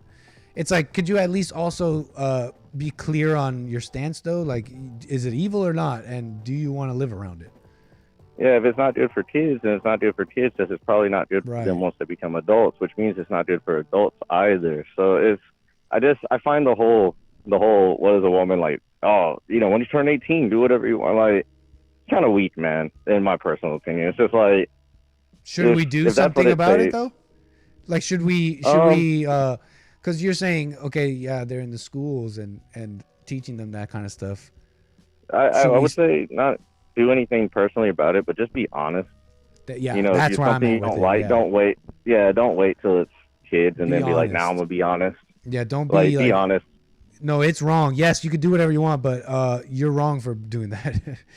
Yeah, it's like an excuse, Yeah, I see what you're saying, man. Yeah, because my thing is like these people, like these parents, it's the parents taking the kids to these schools, and they're totally okay with the LGBT stuff, and people want this. People want this hell and this destruction.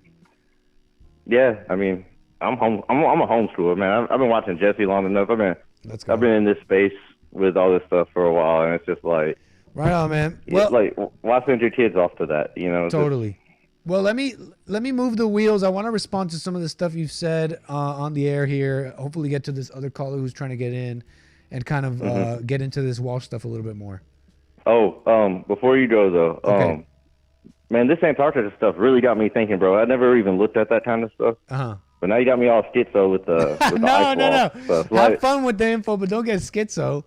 Who cares? Yeah, bro, if it's like if you're allowed to or not, or if it's flat or not. Like, it's going to break my whole like worldview.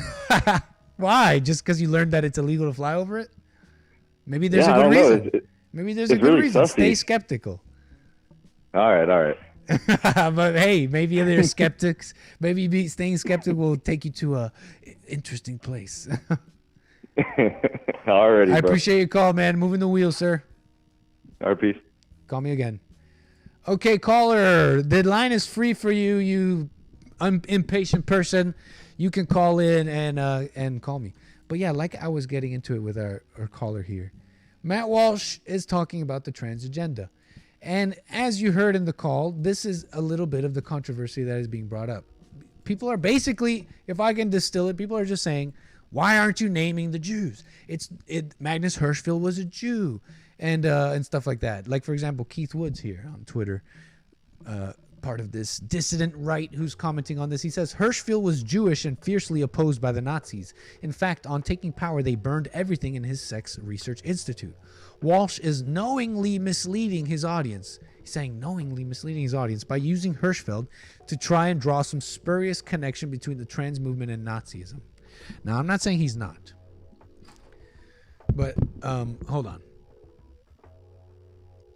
But there's a couple of things. There's a couple of stuff that I'm interested in, because I won't deny that it's true that a lot of people don't want to talk about this stuff because it's radioactive. You'll get banned. You'll get we know this and you know, you'll get banned and all that. Some people say, why don't I talk about it? Because, well, personally, I don't want my channel to get banned. Number one. Number two, I'm not into it like that. If I knew, like for example, if I knew the earth was flat, if that's what I believed, I would tell you guys. But I just don't know. I've done my homework. I'm not that interested. If I knew, if I could be shown something definitive that I can like come to my conclusion, I would tell you my conclusion. We got Rumble, right? I can tell you my conclusions. Don't worry. Anyways, I'm off a tangent. Yeah. So you guys are saying, let me see here. So that's the charge here, that he's not saying that, well, Hirschfeld was Jewish and you're undermining the contribution by specifically Jewish people and stuff. But like my question to my caller earlier, let's say it's true. And like I just said, I know that it's radioactive. And so a lot of people would rather avoid saying certain things. So you can understand. So it may be even true that people like Matt Walsh are avoiding saying certain things. We know that. We already know this. This is not a conspiracy. We know this is true because of Kanye West. It was Kanye West. He's always been a kind of a interesting character. But when he talked about the Jews, things got crazy. Okay, so and there's other stuff. I don't think it's just Jews. The other groups seem to have some sort of power. You can't say the N-word, you know what I mean? You'll get canceled, you know. They seem to have some sort of power over language and what you're allowed to say and think, okay? But we all know that Jews are one of them. This is like anti-Semitism, okay? We know that there's a hierarchy, okay? There's a hierarchy, and it's like blacks, gays. There's stuff you're not allowed to talk about, okay? For whatever reason. So anyways, so I can believe it that people like Matt Walsh would rather avoid saying certain things. But at the same time, let's say he was trying to make this connection between Nazis and Magnus Hirschfeld, and that it was a dubious connection.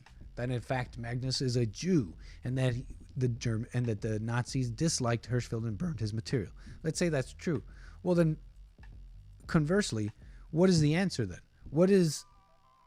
What about Hirschfeld and his teachings and ideology? What is it about it that is expressly Jewish? Is it possible? Can you tell me? Can someone tell me, like, what is it about Magnus Hirschfeld then that is Jewish? Because here's my kind of thinking about it. And I understand some of this. I've seen some interesting stuff, okay? I've seen some interesting TikToks where it's like, why Judaism supports transgender. But I've seen similar things for other religions. Like I've seen pro-LGBT, pro-transgender TikToks trying to justify transgenderism through the Bible.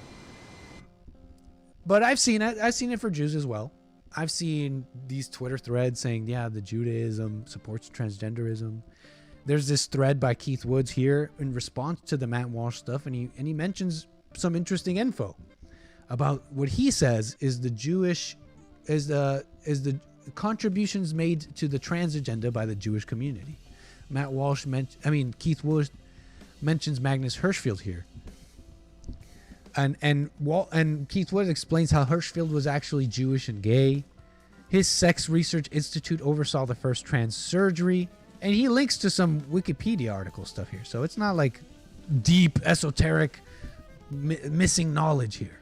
Walsh also mentions the Nazi scientist Erwin Gorbant. But Gorbant was assistant to a more prominent LGBT rights campaigner called Ludwig Levi-Lenz, who for some reason Walsh omits from this list, Keith Woods wonders. And so yeah, like I said, this thread is full of interesting people, Jews in this thread, and it might be okay. So yeah, I get it, Keith Woods. But again, I'm left wondering, what is it about it that is expressly Jewish?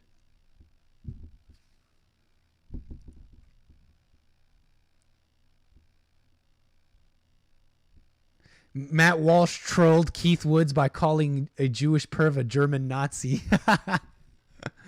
It's kind of if Matt Walsh is trolling, then good on him. It's a funny troll. It's kind of like my name, American Anchor Baby. It's a nice troll. I got some callers calling and going like, "How can you be an American and an anchor baby? You abuser of immigration laws." But like Matt Walsh said in his thread, he says, the trans agenda was invented by pedophilic psychologists, degenerate quacks, lunatic sexologists, literal Nazi scientists, and other assorted deviants.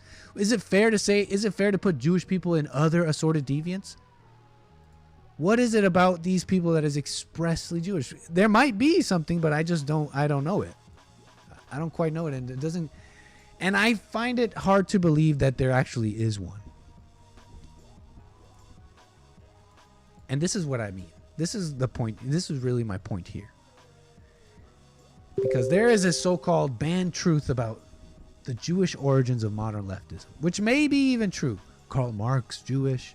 A lot of these names, Ferdinand John Gottlieb, a lot of these intellectual giants of leftism and transgenderism, there's a lot of Jewish names. Okay, fine. But here's my thing about it. Here's my thing.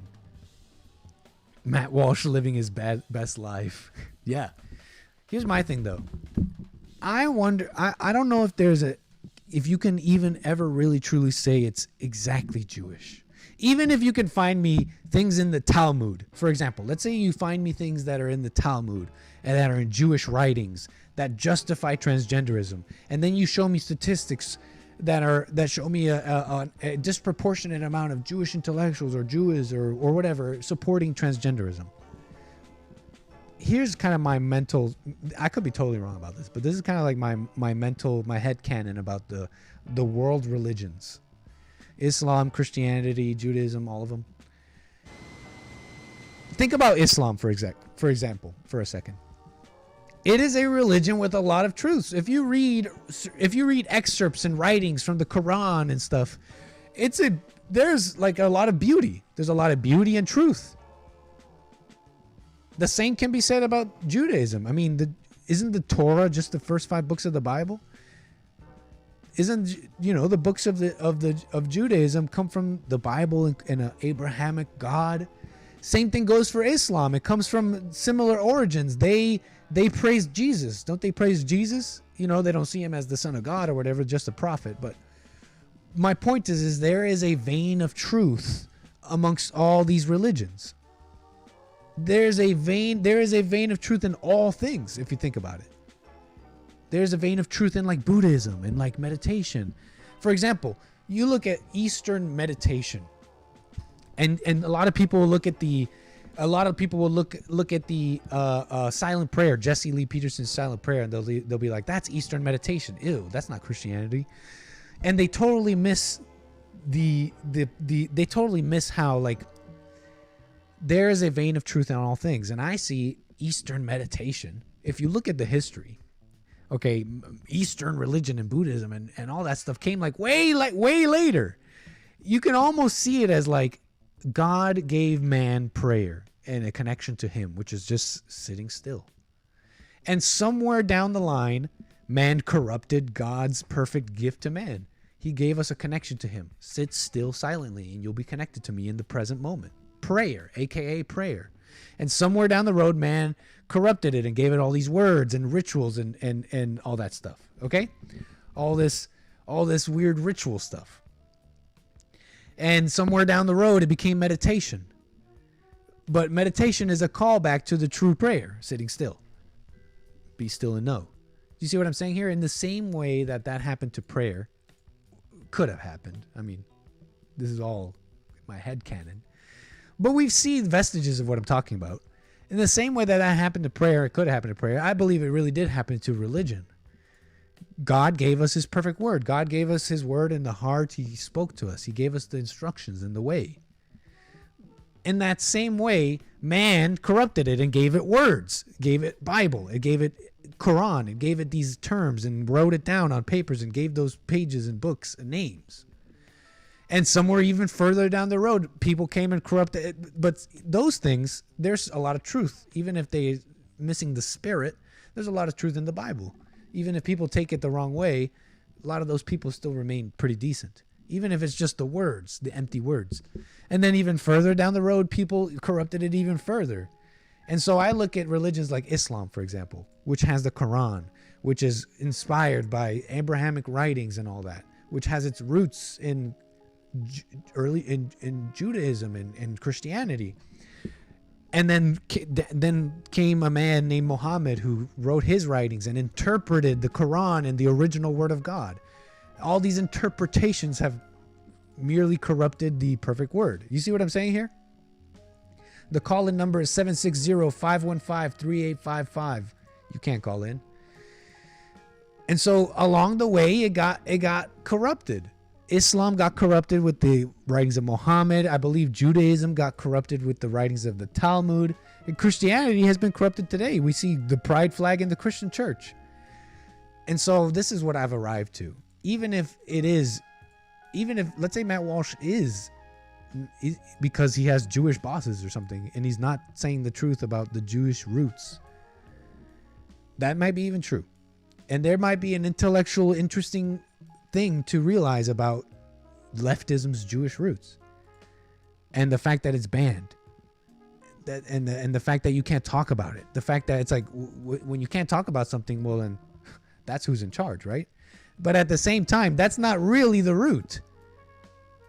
It's not Jewish, it's evil. Satan corrupted God's good word. Don't we believe in God? Isn't that the central kind of story?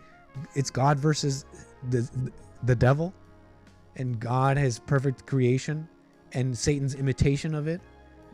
If that happened to the Jews, then the Jews are no different. They were also corrupted. And if they're, that might be an interesting thing to consider in building a nation, and should we be Christian or Jewish?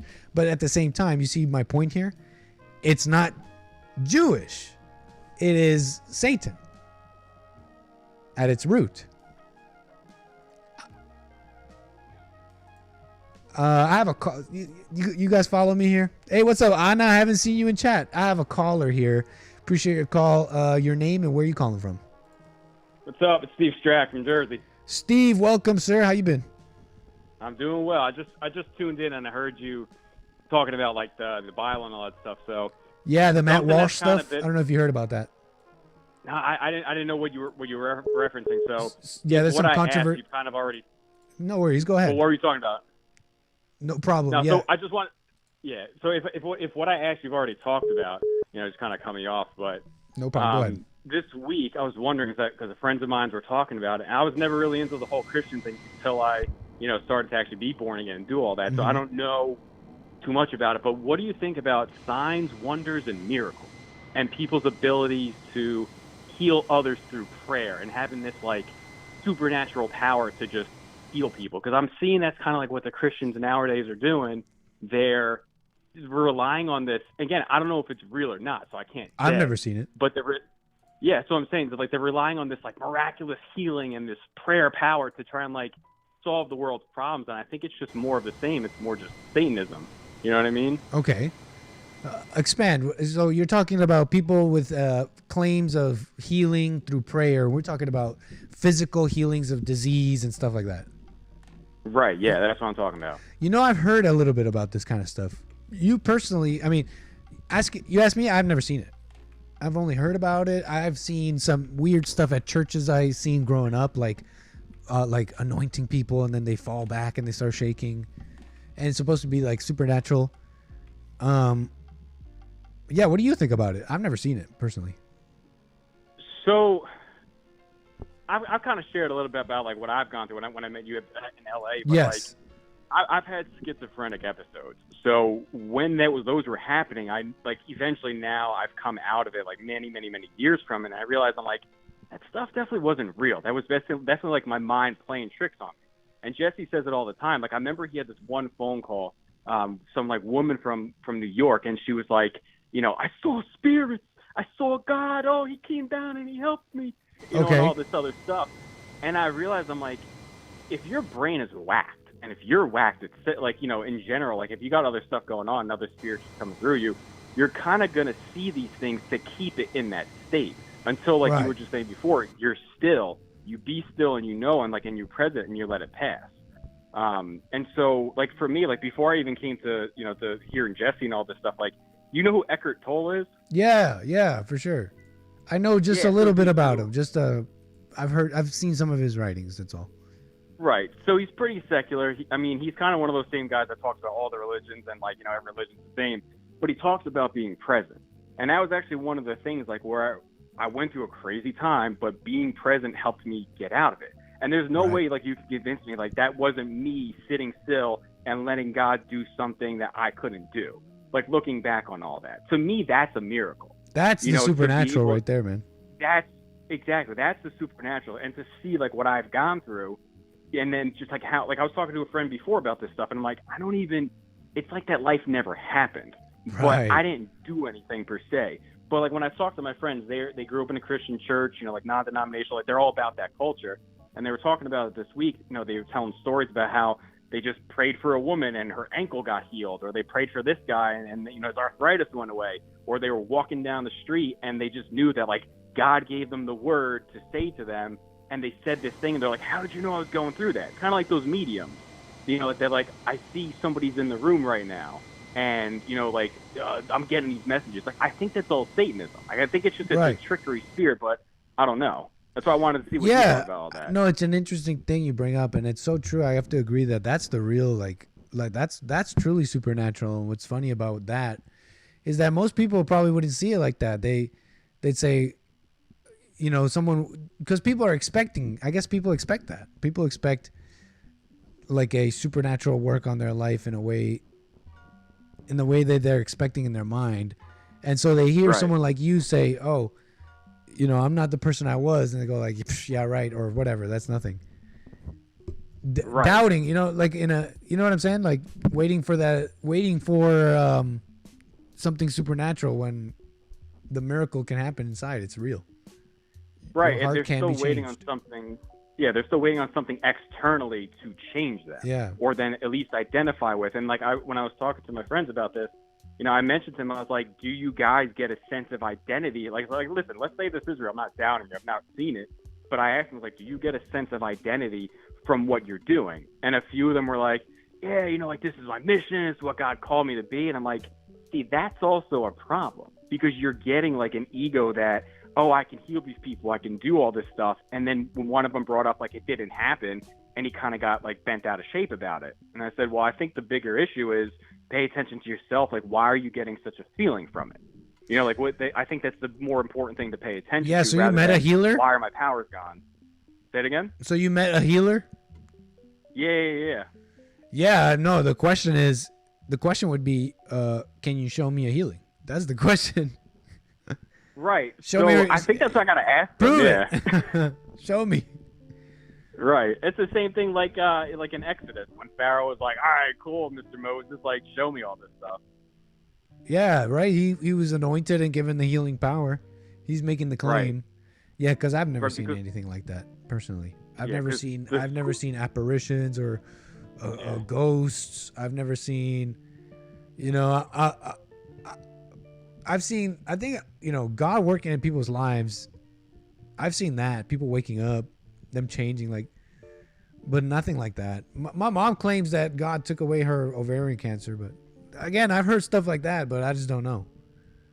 Right. Again, that's why I was curious what you thought about that, because there is it's called cessationism versus continuationism. I know. Oh no yeah, such people thing who as believe that miracles still happen, or that after Yes. the disciples they stopped. Right, and that's where I just started looking into this. I'm like, that's actually really interesting. So which Like one I are said, you? Are you a cessationist or a? I think cessationist, man. So explain. What do you mean? What is that? So cessationism means that, like you said, after all once Jesus, died and resurrected and he went back up to heaven, that when the apostles carried out all their work, that they did everything that needed to happen to basically let, life have the ability and everybody in life to come back to God and to be born again. And so all these miracles and all like the healing powers and all the other stuff, it ceased there. Whereas some people think with continuation, it's still going on. So like they talk about, like, So they went into the source code and turned off manna. Yeah, pretty much. Okay, I got you, man. I don't know. I would, I get you. It's tongue in cheek. You might not be that serious about it, but I bet you, people like if you call yourself that, it's like you like box yourself into that. I just like leave it as an I don't know. Like anything can happen, but I just haven't seen it. Right. Yet. I just haven't seen anybody do healing. I haven't seen anybody. I believe it could happen maybe, but I just haven't seen it. Right. Someone exactly. claiming that to me, I'd ask him, show me. Cool. Yeah, leave that space open. Yeah, because I don't think we know. God can Yeah, do anything. There actually. God can do there anything, is and the inside, the immaterial and the invisible, the what we see and what we can touch is merely an imprint of the immaterial and the invisible. So if that can change, if the invisible could change, it stands to reason the body can change. Kind of like when you overcome, like angry people get cancer. Yep. I mean, I even see for myself what the way I used to live, not just from like stuff I consumed, but just from the thoughts and how the thoughts then created the feelings, and what those feelings, like physiologically, it's going to have an effect on the body. You know, and it's going to do damage over time. Like it's going to wreck your metabolism. It's going to wreck parts of your body. No, Like, you feel I it. totally understand that. Yeah. But what I was kind of going to ask you next was like, in the Bible, like a little Bible thumping, because I actually came across this. I was like, this is really interesting. But in Corinthians, I think it was 13 and 14, like they talk about how people can prophesy, they can do the miracles, they can do the wonders, they can know what's coming, they can know all this stuff, but if they don't have love and and faith and hope and love for God, then you have nothing. And it's so interesting because, like I said, I talked to my friends about all this, and they talk about all these signs, wonders, and miracles, but then you're telling me you can do all this stuff, but then you're still getting down and kind of losing your faith in God, that you went like 0 for 1 that one day. Right. You weren't able to heal him. So I said at that point, the bigger issue is, do you really have, and Jesse says this all the time, like, do you really love God? Do you really have faith in him? Because do you know him? Interesting, man. Interesting. Yeah. Fascinating. Yeah, It's very thought-provoking, Steve. I always appreciate the calls. Right, yeah. I don't know. I got to ask him. No, like, please, hey, listen, if you I got something. anything else. Yeah. Right, like I'll just tell him one day, because he actually, one of them prayed over me for something, Mm-hmm. and I'm like, I'm still the same, man. I'm like, Yeah. I'm not trying to bust And your you balls or understand anything, people. They mean well. They Right. just, but it's like, it might be a little bit of like, it's like, it's not that they don't mean well. That's not the point. It's just, it's a little, it's like maybe it's not understanding how the nature of reality is. I don't know if God Right. really wants us to be doing that. Right, and so like my final take on all of it is that every day I keep coming to the point of I think I know, like I'm at that level, and it's like, nah, just don't do that, because it sets you up to you think you've made it, you create an identity around it, and then something challenges you that's outside of you, and then it sets And then the you either thoughts got to off again. defend it or lose Right. your mind. Exactly, and I think that's to me, that's being more connected to God than all the other stuff. It's like, if I don't have the power to do that, that's cool. But I also am very tired of believing all the thoughts that I can't do this or all the other things, and like that constant battle. Like that, to me, that's more important. But you can't explain it to people if they're not aware of it. So you just kind of just got to be. Pretty much. Yeah. Right on, Steve. Super interesting, man. I appreciate your call. I'm going to move the wheels unless you got something else. Nah, go ahead and do that. Move those wheels, man. Appreciate it, sir. Call me again. Arrivederci. Right on. That little Italian.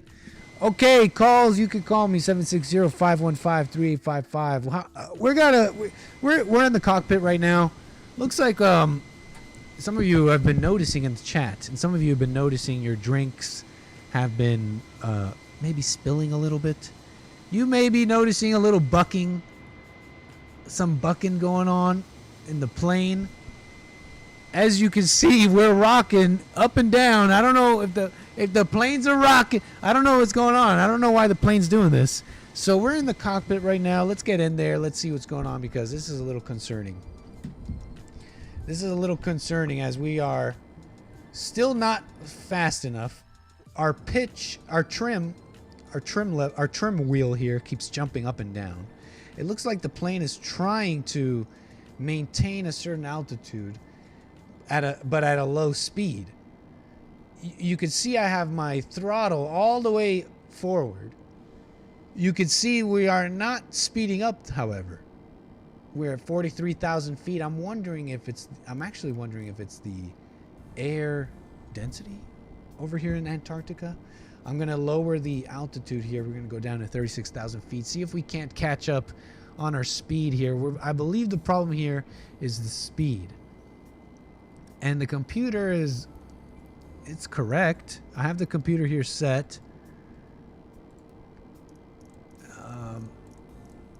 All right, we're speeding up. I believe it was the altitude.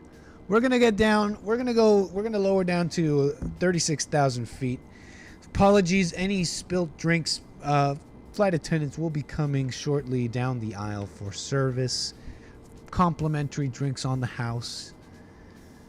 But it's good to know that there, and the pitch wheel is now moving. The trim wheel, my apologies, the trim wheel here is now moving in a more natural pattern. Fantastic.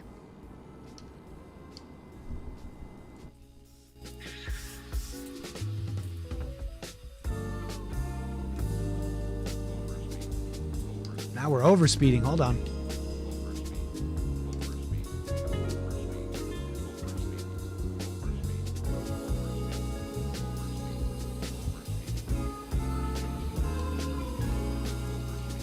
There you go.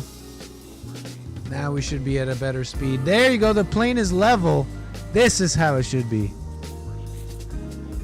What's up, Alicia Froman? Thank you for the super chat and the awesome support. Coming in strong with the first class super chat. She says, Friday night fiesta. I'm loving it. Hope your Friday's going well.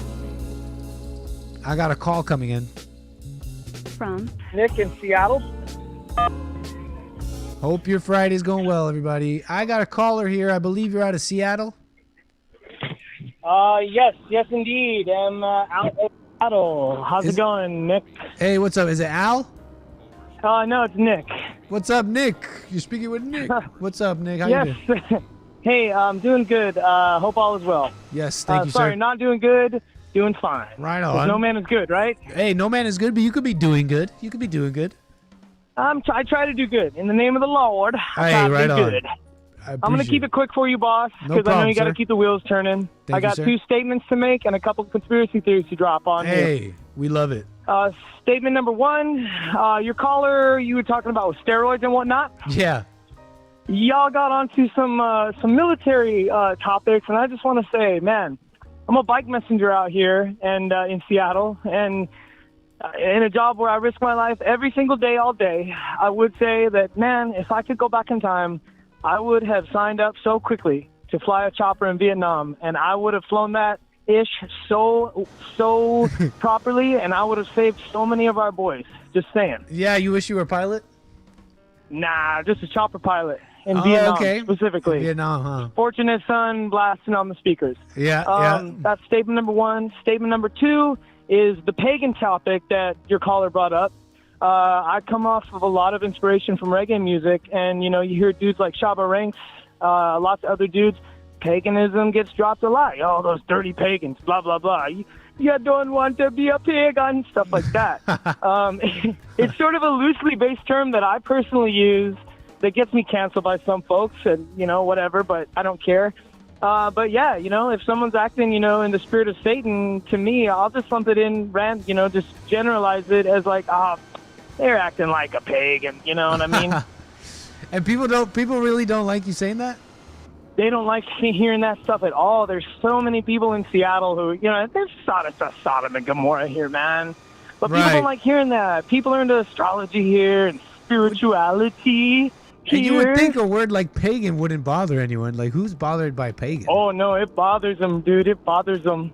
That's interesting. So those are the statements. The other two conspiracy theories, and I'll be quick. The other one is regarding the ice wall. I don't know if you've heard the Admiral Byrd conspiracy. Oh, I feel like I have. Go on. Yeah. Admiral Byrd, B-Y-R-D. He was a military pilot, and he went on this. He was on this mission. I want to say it was like 1947. And he lost comms and lost some navigational stuff, whatnot. I don't know. I'm not a pilot like you. Gotcha. But he ends up over the ice wall, and he reported they had, he got his comms back once he got over the ice wall.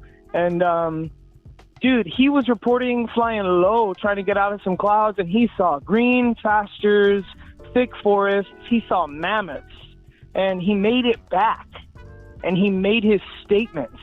And it just got brushed under the rug. But the Admiral Byrd statement is a huge supportive statement to the existence of, the several continents on the other side of the ice wall. I should have known about this one already. I heard about it. If I was going to do any sort of Antarctic flight, I should have had this one on the docket. I do appreciate it coming in strong with the report there. I'm sure chat's enjoying it.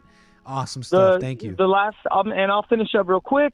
By saying the last conspiracy theory I want to drop is based on the submarine thing, which I was hilariously enthralled by. But just, it just covers up so much stuff. I mean, I think you and Hake have brushed on it, but there's just been so much, silly stuff going on while everyone's been kind of seemingly glued to the whole submarine issue that it just seems like just another smokescreen. And, maybe those guys were sacrificed because that's a satanic thing that happens, this person, that person might get targeted and be like, oh, well, hey, you know what? We'll take care of your families for the rest of your life. Or, we'll give them riches and riches if, you and this and the other person sacrifice yourself and this, it could have been ritualistic, and who knows? like I reported, the U.S. had knowledge of a possible implosion well before all this stuff, like on Sunday, so... Exactly. It's definitely a story that got people going. I think you're the most base dude on the whole Bond team, possibly. Sorry, who? Obviously followed up by, I think you might just be the most base dude on the whole Bond you talking about team. Me? Yeah, I think so, man. Followed only by Jesse because of his age. Obviously. You got to give credit to those who have been on the world longer. Obviously. And Hake, oh my goodness. So shouts out to all y'all. Thank you so much, and God bless you all. And everyone in the chat, too. Thank you, sir. Much appreciated. Thank you for your call. Cheers. Moving the wheels. Fascinating. Thank you for your call. You heard it here first, folks. Based out of control on this show. Based out of control. Endorsement here. From America's bloodline, the bicycle couriers, truckers and bicycle delivery people. America's blood. I mean, lifeblood. Right? Shout out to that. Hey, appreciate your call, man. Yeah. What was he saying? There's a couple things I wanted to respond to. What was his first conspiracy? What was the first conspiracy? It was not about the sub, but it was about Antarctica, right? Oh yeah, about Admiral Byrd. Let's ask the machine. Let's ask the AI about Admiral Byrd. What about? Hey, yeah. Let's ask the machine. What do you guys say? Let's ask the machine. Hold on. I already asked it. Do you know about Admiral Byrd? I asked. I'm keeping it vague because you got to know when you're chatting with the AI, you can't just go in hot and be like, is there an ice wall surrounding us? Because you gotta coax them into it. Like I don't know if you guys missed it, but I was showing you. I was speaking to the AI the other day about the Titanic, I believe, and the conspiracies behind that. Oh no, I don't know if it was the Titanic. No, was it about Ted Kaczynski? Oh no, it was about World War II. And the AI lied. The AI lied to me. And it corrected itself. And so you got to know how to talk to the AI. But I asked it, do you know about Admiral Byrd? Chat GPT responds. Yes, I'm familiar with Admiral Richard E. Byrd. Hold on. My apologies. Who is best known for his expeditions to Antarctica. Oh, look at that. Very interesting. Byrd made several groundbreaking expeditions to the continent and played a significant role in advancing our understanding of Antarctica. In 1928 to 1930, Admiral Byrd led the first of his Antarctic expeditions known as the Byrd Antarctic Expedition. Fascinating.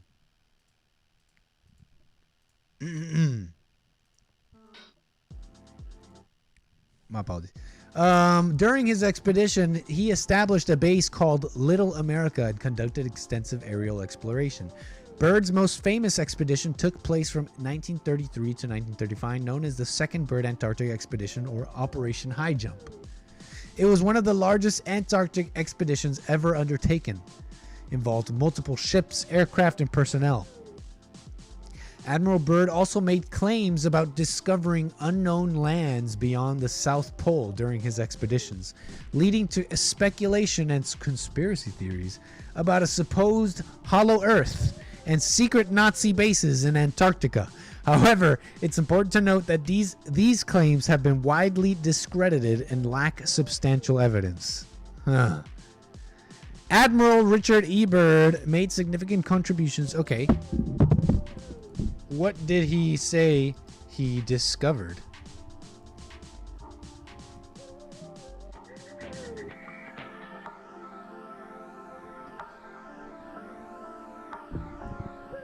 Talking to the machine.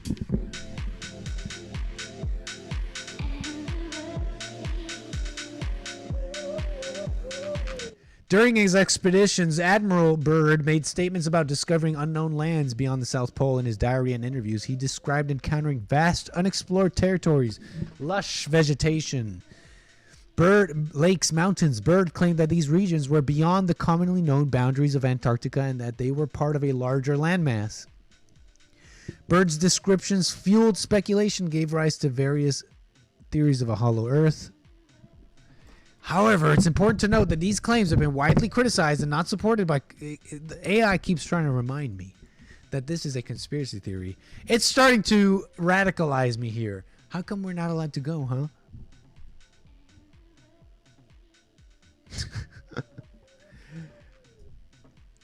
Was Admiral Byrd silenced? There is no concrete evidence to suggest that Admiral Byrd was silenced or actively suppressed regarding his claims about discovering unknown lands. It is important to approach such claims critically and consider the available evidence. Yeah, guys, chat, listen to the AI. It's giving you some pretty sound advice, actually. His diaries and interviews, including his statements about discovering unknown lands, were published and widely disseminated. Well, I mean, here we are talking about it. It's worth noting that Byrd's claims about unexplored territories lack scientific evidence. Thank you, AI. You've already told me that 3 times. Nick believes based AI. Conspiracy theory is a term created by CIA. Okay, true.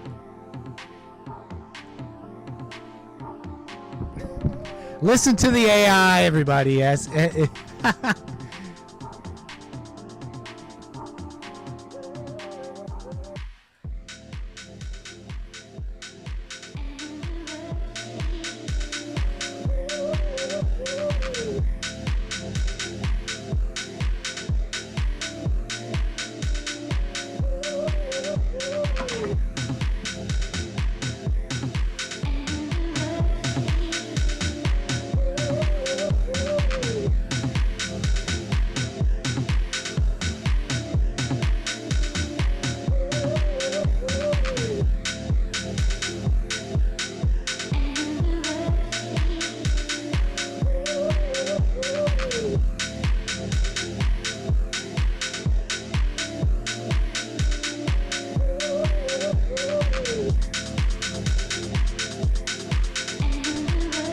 We have to get to Antarctica.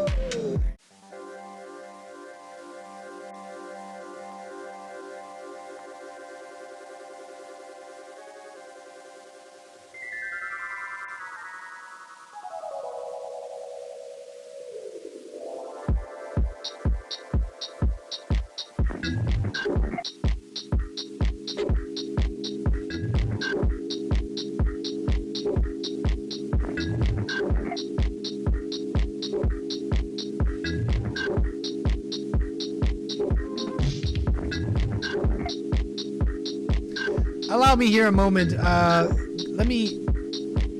I was muted. My apologies. I was saying, should we ask God to give us a southerly blow of wind to get to Antarctica quicker?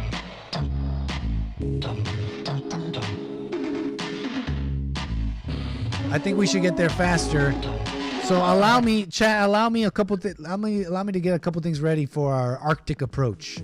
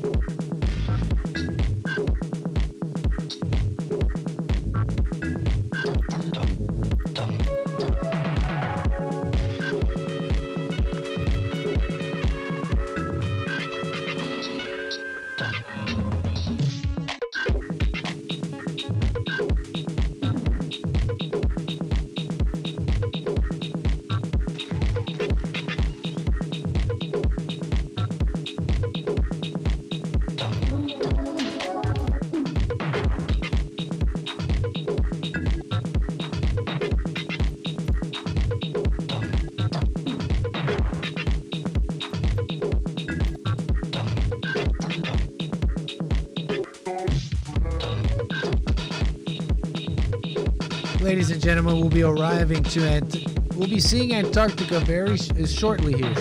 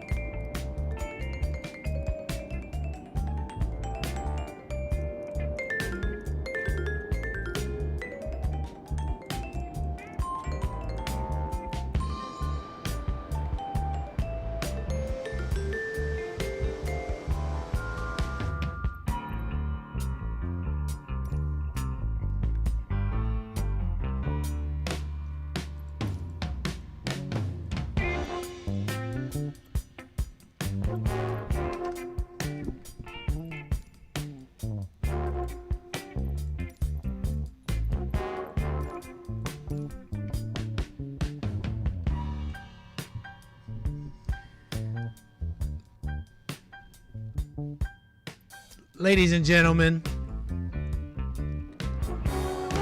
if you look out your windows right now, you will see the beautiful mountains of Antarctica. Apologies for the bumpy ride. We're just trying to get a little lower here. All right, autopilot is on. We will be descending here quickly. As you can see, Antarctica is before us, the beautiful continent of Antarctica. You are here enjoying the premiere flight of ARCTICGATE. The splendors of Antarctica. I see no wall. Of course, that's a joke. I'm a pilot. I don't believe the Earth is flat. That's impossible. No, we're not going to leave our flight plan here. We'll just be taking the scenic route over the coast. We will be getting down to 8,000 feet.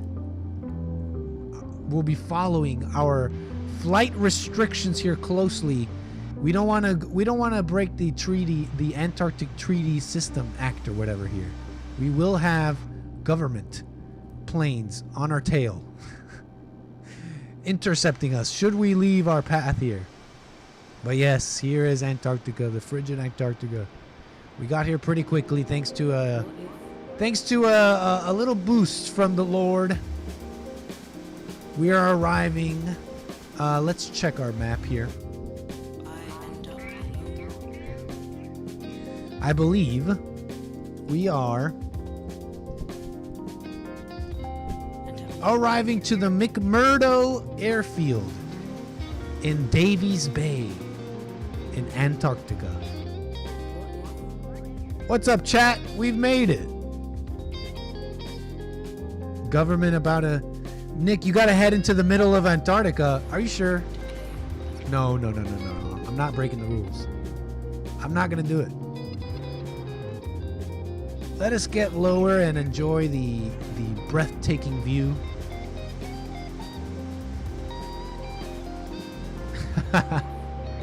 Oh, I gotta turn on the de-ice.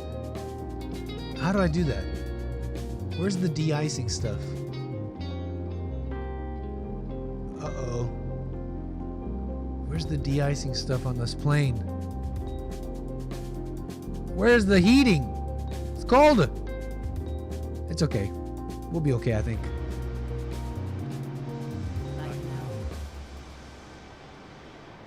Amazing. You see, you conspiracy theorists? Calm down. All right, so what do we got next? We'll be lowering down to about 7,000 feet.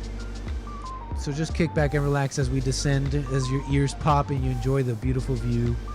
We'll be returning to Melbourne, Australia here. You can see McMurdo Station is below us. Keep going south. No, that would break the rules. That would be breaking the rules. Okay, we're not doing that. All right, so what do we got next? I believe we got one last thing here. And I don't even want to talk about it. It's like affirmative action. Affirmative action is the story all the time. It's like, how do we ruin stuff? Oh, I got a call here. Hey, caller, call me back. I almost don't even want to talk about this. Affirmative action with the FAA. Months. And basically, they have a new FAA. The person that's going to lead the FAA, Federal Aviation, what is it? Federal Aviation Administration, okay? The governing body behind keeping the airlines safe and all that. The guy has zero airplane experience, okay? You ever flown a plane? Thank you for the question, Senator. And No, he's I have black. He had to be black. He had to be black. never flown a plane. So you weren't a military pilot or a commercial airline pilot? No, Senator. Have you ever worked for an airline? No, Senator. Hey, caller, call me back. Have you ever worked as an air traffic controller? No, Senator. You ever worked for a company that manufactures airplanes? No, Senator. You ever worked for a company that fixes airplanes? No, Senator. So for 20 months, you've been in charge of the Denver airport. You're in charge of the airport's buildings, correct? I am in charge of everything that goes on at that airport. Okay. Well, I'm not sure that's exactly right. You're in charge of parking at the airport. Is that correct? How many parking spaces are there at the Denver airport? Thousands. Okay. You're in charge of all the shops and restaurants in the airport. Hey, caller, I'll get right to you. Hold on. How many restaurants are there in the Denver airport? We have anywhere from 150 to 200 or so. You're in charge Wow. of... I mean, this goes on, but this is what I almost don't even want to cover this, to be quite honest. I have a caller on hold. You're on the air. Your name and where are you calling from? Hey, caller. Yo, Nick, it's Scott. Sorry. Scott, what's up? Scott in Arizona. Hey, how you been, man? Good, man. How you doing? No complaints. No complaints. Right on. Yeah. You have a good week? Yeah, all is well. Yeah, the week went well. Went by fast. Beautiful. I wanted to talk about leadership and our country's lack of it. Okay. So, what do you think a leader is? Oh, dang. A leader, someone who leads. Well, let me ask you a question. If someone tells you what to do, are they leading you? I guess, to be accurate, that would just be an order, right? So yeah. no, Yeah, just because someone tells you what to do. Follow, right. To follow, they have to be leading, meaning they have to be doing what you're doing. They have to be doing what you're doing? Yeah, like the same tasks, the same responsibilities, the same things. Like, Okay. Does that make sense? Sorta, because sometimes leaders don't do. But I see what you're saying because. Leading? Say again. Well, if they aren't doing, are they actually leading? I don't know. So maybe they're good at leading and they never had to do. But just keeping it vague here, yeah. It seems to me like you rise from the ranks of what everybody was doing to lead what everybody was doing. You lead the group. You started with the group, but now you're leading the group. I can see that ascension to leadership coming from a more common position. Yeah. I think the problem is, though, like once you're no longer doing the tasks, you're not actually leading because people aren't following. Like, let's just make a real simple analogy. Like, let's say you're hiking a trail, right? The leader is the person first. If they step off the trail and go, keep walking that way, they're no longer the leader. Yeah, I see they're what you're actually saying. the waiter. Yeah, it's They've stopped doing. Yeah, I mean, it brings into mind phrases like lead by example. Yeah. Yeah, it seems like there could be a lot of things that can fit that definition or umbrella term of leading, but there does seem to be a true leadership that almost has nothing to do with being above anyone else. It comes from the least likely leadership being thrust upon the least likely. You know what I'm saying here? It seems to be absolutely. There seems to be like a true leadership there that you're alluding to, kind of vaguely, but yeah, I kind of see what vaguely. you mean. You know, just But there's a spirit there that you're talking about. I know it a little bit. Yeah. So then let's look at like the corporate workforce, the modern workforce. Okay. You call these people leaders that are managers, and they interchange the word, but they're actually opposite words. A manager is not a leader. They may have authority and they may be in charge, but they're not an actual leader because no one can follow them. Interesting, man. Yeah, there's a difference between the two. That's for sure. Yeah, to follow an order or follow a command is to be subordinate. And then so you're not being led, you're being commanded. So that's authoritarian. It's a form of leader. Right? You could say it is. I mean, you could say it is, but realistically it's anti-leadership because it's dictation.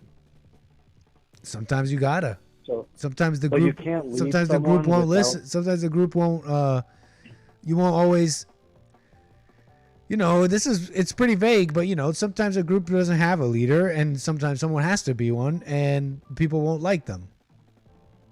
But they're the leader. Oh yeah, people naturally hate the one that's leading, because the one that's leading is successful and more successful than them, because the leader's at the front of the line, right? Like the guy who's selling the most is making the most money, and everyone's jealous of him. I see what you're saying. Yeah, there's definitely a big difference between the two. Just commanding does not mean a leading. That's for sure. Yeah. I think I can agree with that.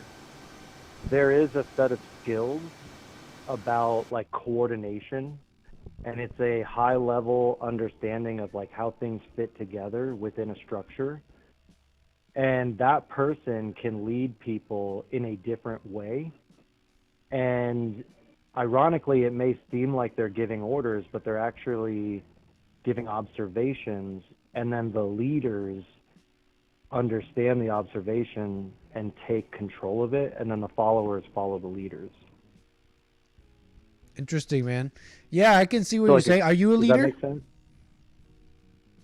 I don't know. I don't follow. Nice. If you know what I mean. Like, I've been an individual all my life, and I've always tried to do what made sense to me and not cared about what anyone else did. I see. Right on, man. Yeah. So I don't know if I'm a leader because I'm not following myself. Fair enough. Yeah, I find it, I try to avoid even like thinking about myself in those ways. Yeah, absolutely. Because I'm the type of person, I don't know about you, but I'm the type of person to like set something like, I don't know, like an image of myself or an expectation. And if I don't meet it, or someone doesn't see that about me, That's I'm the like, trap, what the heck? Right? Yeah, that's the trap. I was given a funny thought yesterday. I was cooking dinner, and I received the thought, what if this isn't enough food? And then that was followed by, oh, well, I have this other food to eat. And I saw it, and I just was like, that's funny. Like, this is a lot of food. It's funny for even the thought to come. And then as soon as I sat down to eat, I was given another thought that was, I'm still hungry. Weird. And I hadn't even eaten yet.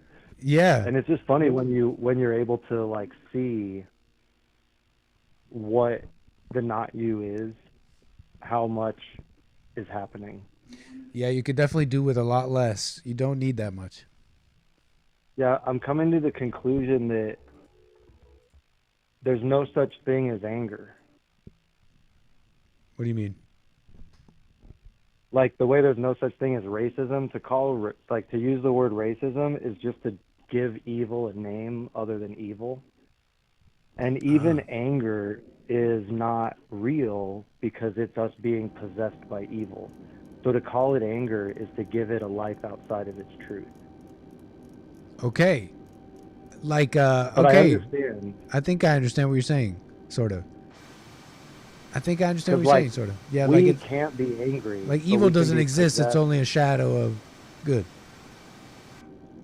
No, I think evil exists because good doesn't need evil, but evil needs good. Interesting You know what I mean? Like, stuff I don't to think about, ascribe man. to the idea. Like, because if everything was good, the whole world thrives. But if everything is evil, everything is destroyed and nothing exists. So evil needs good to exist in order for it to continue to grow, because good always perseveres, right, through evil. But then if everything was good, there would be no evil and everyone would thrive. I need a drink. No, I'm joking. It's like thought provoking. It's thought provoking, but it's not, something I haven't made any conclusions either. So it's like thought provoking, and also maybe I don't fully understand what you're saying. I think you will. Yeah, man. You know what I mean? Like, it's just interesting because just trying to understand the idea, like, if evil didn't exist, what would be wrong? If evil didn't exist, what would be wrong? I don't know. I mean, the division, I don't know. I'm not sure. So I said it on Jesse's show once, but only evil fights to keep the balance between good and evil. Only evil does that, you're saying? Yeah, because good doesn't care about evil. Good just does what's good. Good doesn't look at evil and say, Okay. I have to fight. I understand that a little bit, I think. Because only I'm a evil little sees lost. evil. I'm a little lost because it's like, but there's stuff I totally understand though. That's for sure. Let's put it this way, like, okay, you know, every time you see someone and you're like, I don't like that. Yeah. That's evil in you. Even if you're using like a moral justification to not like it. Right? Like that's righteous anger. That's righteous indignation, or whatever people say. It's just evil hiding behind the mask of good. Okay. So only evil fights to keep the balance between good and evil, meaning like anytime you're judging someone, anytime you're trying to observe them and not like something, it's actually evil in charge of you, because you should just be at peace no matter what. Do you have evil in charge of you? Sometimes I do, because sometimes I do still identify with my thoughts and stuff, and I still have my own like struggles in obeying God fully. Gotcha. But it's getting easier every day, you know. That's cool, man. Hey, that's cool that we're doing this kind of work. It's an interesting journey. Yeah, man. Big time. Much love to all the salesmen out there. Yeah, for Everyone sure. Good talking luck, about- man. Good luck. Yeah. Everyone talking about flat Earth. I just want to say, to ask the question is to worship the creation and not the creator. Just focus on yourself. Where'd you get that? I made it. Well, I was given it. Right Oh, on. well. I guess to say I made it is to be prideful. Gotcha, man. But yeah, no, it's just something that I received information. You know, I mean, from a journey, I was into all like the new age hippy dippy stuff a long time ago. Yeah. And so I literally like was a shamanic energy healer and did all healings and stuff and believed all that. And when I first came across flat Earth, I was like completely independent as a person with my income and all that. So I pretty much like shut myself in my room for a month and like tripped out trying to study it all. And I came to the conclusion that none of it actually matters, because like we can't do anything anyway. You know what I mean? Like, Right, to and- focus on it is yeah, just to I not mean- focus on what's important. And we want to find out what's really going on. Yeah, and it's interesting because like when I was into all that, I realized I was trying to find out what was going on without ever looking at what was going on inside of me. Right. It was all focusing on the external world. Yeah, it's a lot simpler when you just look at yourself. Yeah, oh, it's way more simple, because like if you can get good with what's going on inside of you, then what's going on outside of you really doesn't matter. Right on, Scott. Man, I appreciate your call. I'm going to move the wheels, sir, unless you got something else. Yeah. No. Thanks for the time. Much love, brother. Anytime. Call me Reach out. again, sir. Appreciate it. Sorry, Scott. My apologies. I moved on a little fast there. We're in Antarctica. We're in our Arctic approach here. We're pretty much about to cross the line on where we're allowed to go here. So, ladies and gentlemen, I have to say that was our Arctic flight. Okay, we'll be returning to Davies Bay here shortly. South is that direction over there, I believe. Yes, it is. So, like I said, that was Antarctica. We will not be... No, we're not going to go out of our flight plan.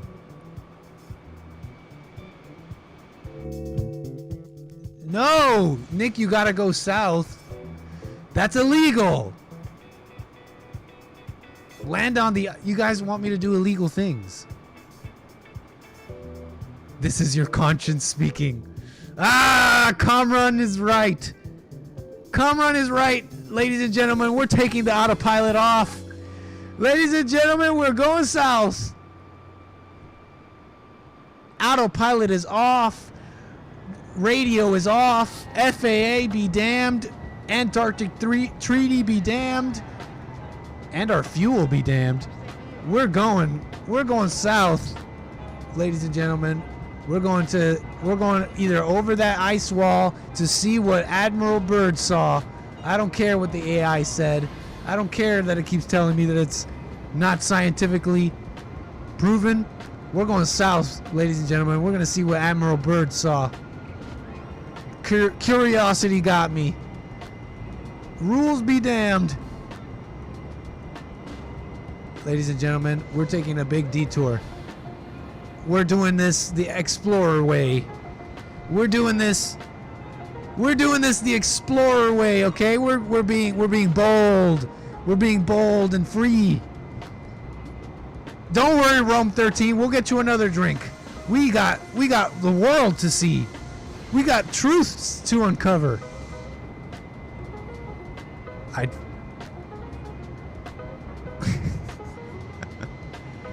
Okay?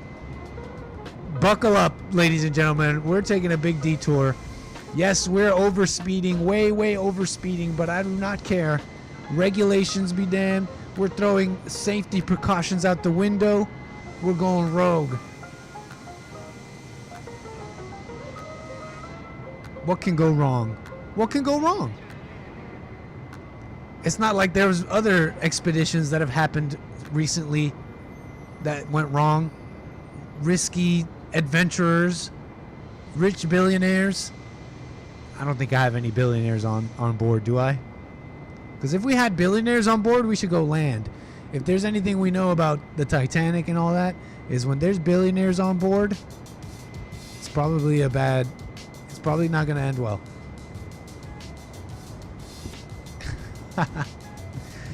The marshal's headed to the cockpit. Stop him. Stop him. We're trying to get to the ice wall. We crashed, but remains will be found at the Titanic. Intrepid explorers, on our way. Nothing can stop us. Ladies and gentlemen, I appreciate you being with us today on our maiden voyage here on ARCTICGATE. ARCTICGATE, our premier experience, Arctic experience, going rogue, going over the ice wall. What's up, Jabrail? Thanks for the support. Thank you for the first class super chat. Wait, what? Antarctica? Yes, yes. More.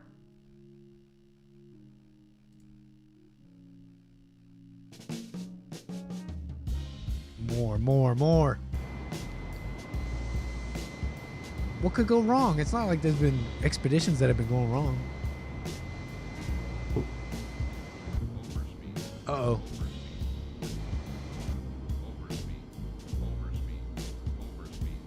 Uh-oh.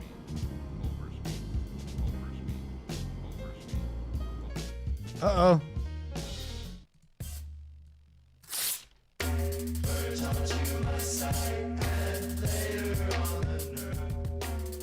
Something's good. Ladies and gentlemen.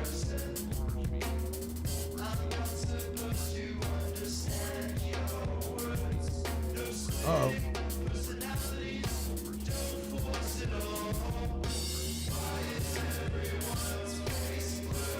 Ladies and gentlemen, we've lost power to our engines, okay? Nobody, everybody stay calm. Everybody stay calm. We've lost power to both engines, ladies and gentlemen.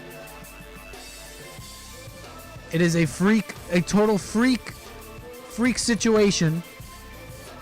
We're going to attempt to return. We may have gone too far. We may have gone too far where we should not have gone. And mysteriously, our engines have shut down. I do apologize, ladies and gentlemen. Please pray to your God.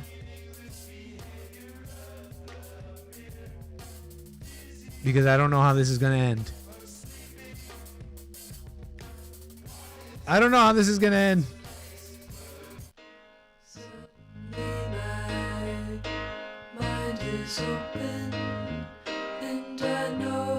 lost all power to the engines, ladies and gentlemen. This is exactly what happened to Admiral Byrd.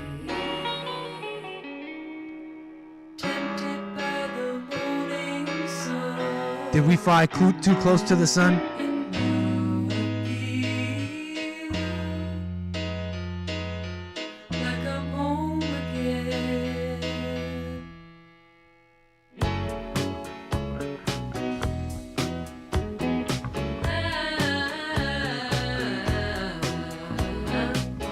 I'm trying to fly her level, y'all. Hubris.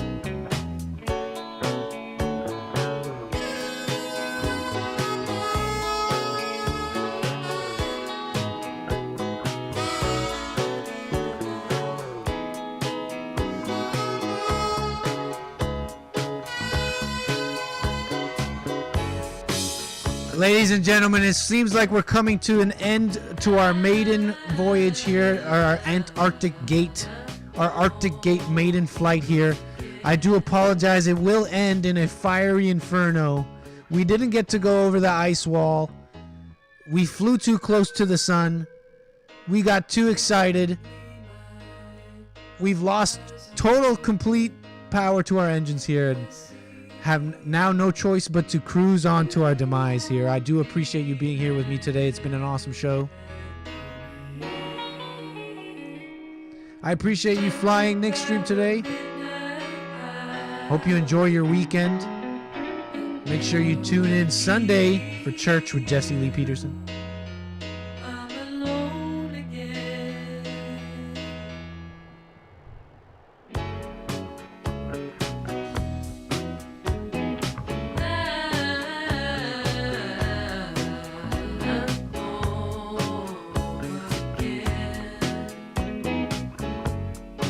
The mysteries of the ice wall elude us.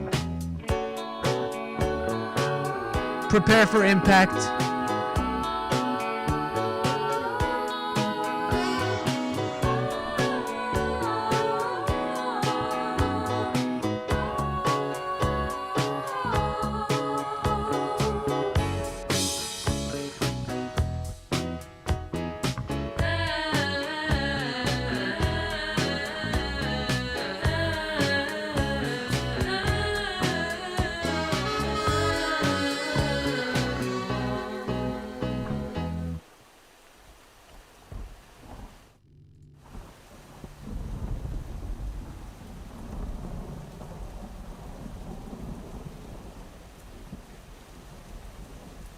Too low terrain.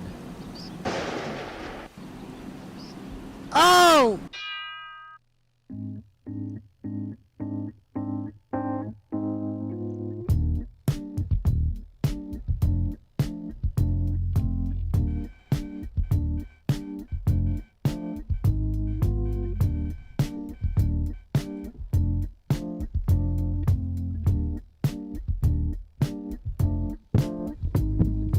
Ladies and gentlemen, we've died.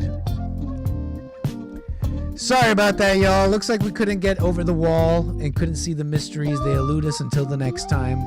I appreciate you being with me today. It's been a nice flight. Sorry about the crash, but it's okay. You guys all got coupons to get cloned for the next flight. Nick Stream now 0 days without an accident. Sometimes it's just what happens, right? Enjoy the rest of your weekend. Thank you for being with me today. Join us Sunday for church and back on Monday for more American Anchor, baby, right? JLP Bond Network and more. It's been a pleasure, guys. Ladies and gentlemen, take care. I'll see you in the next one.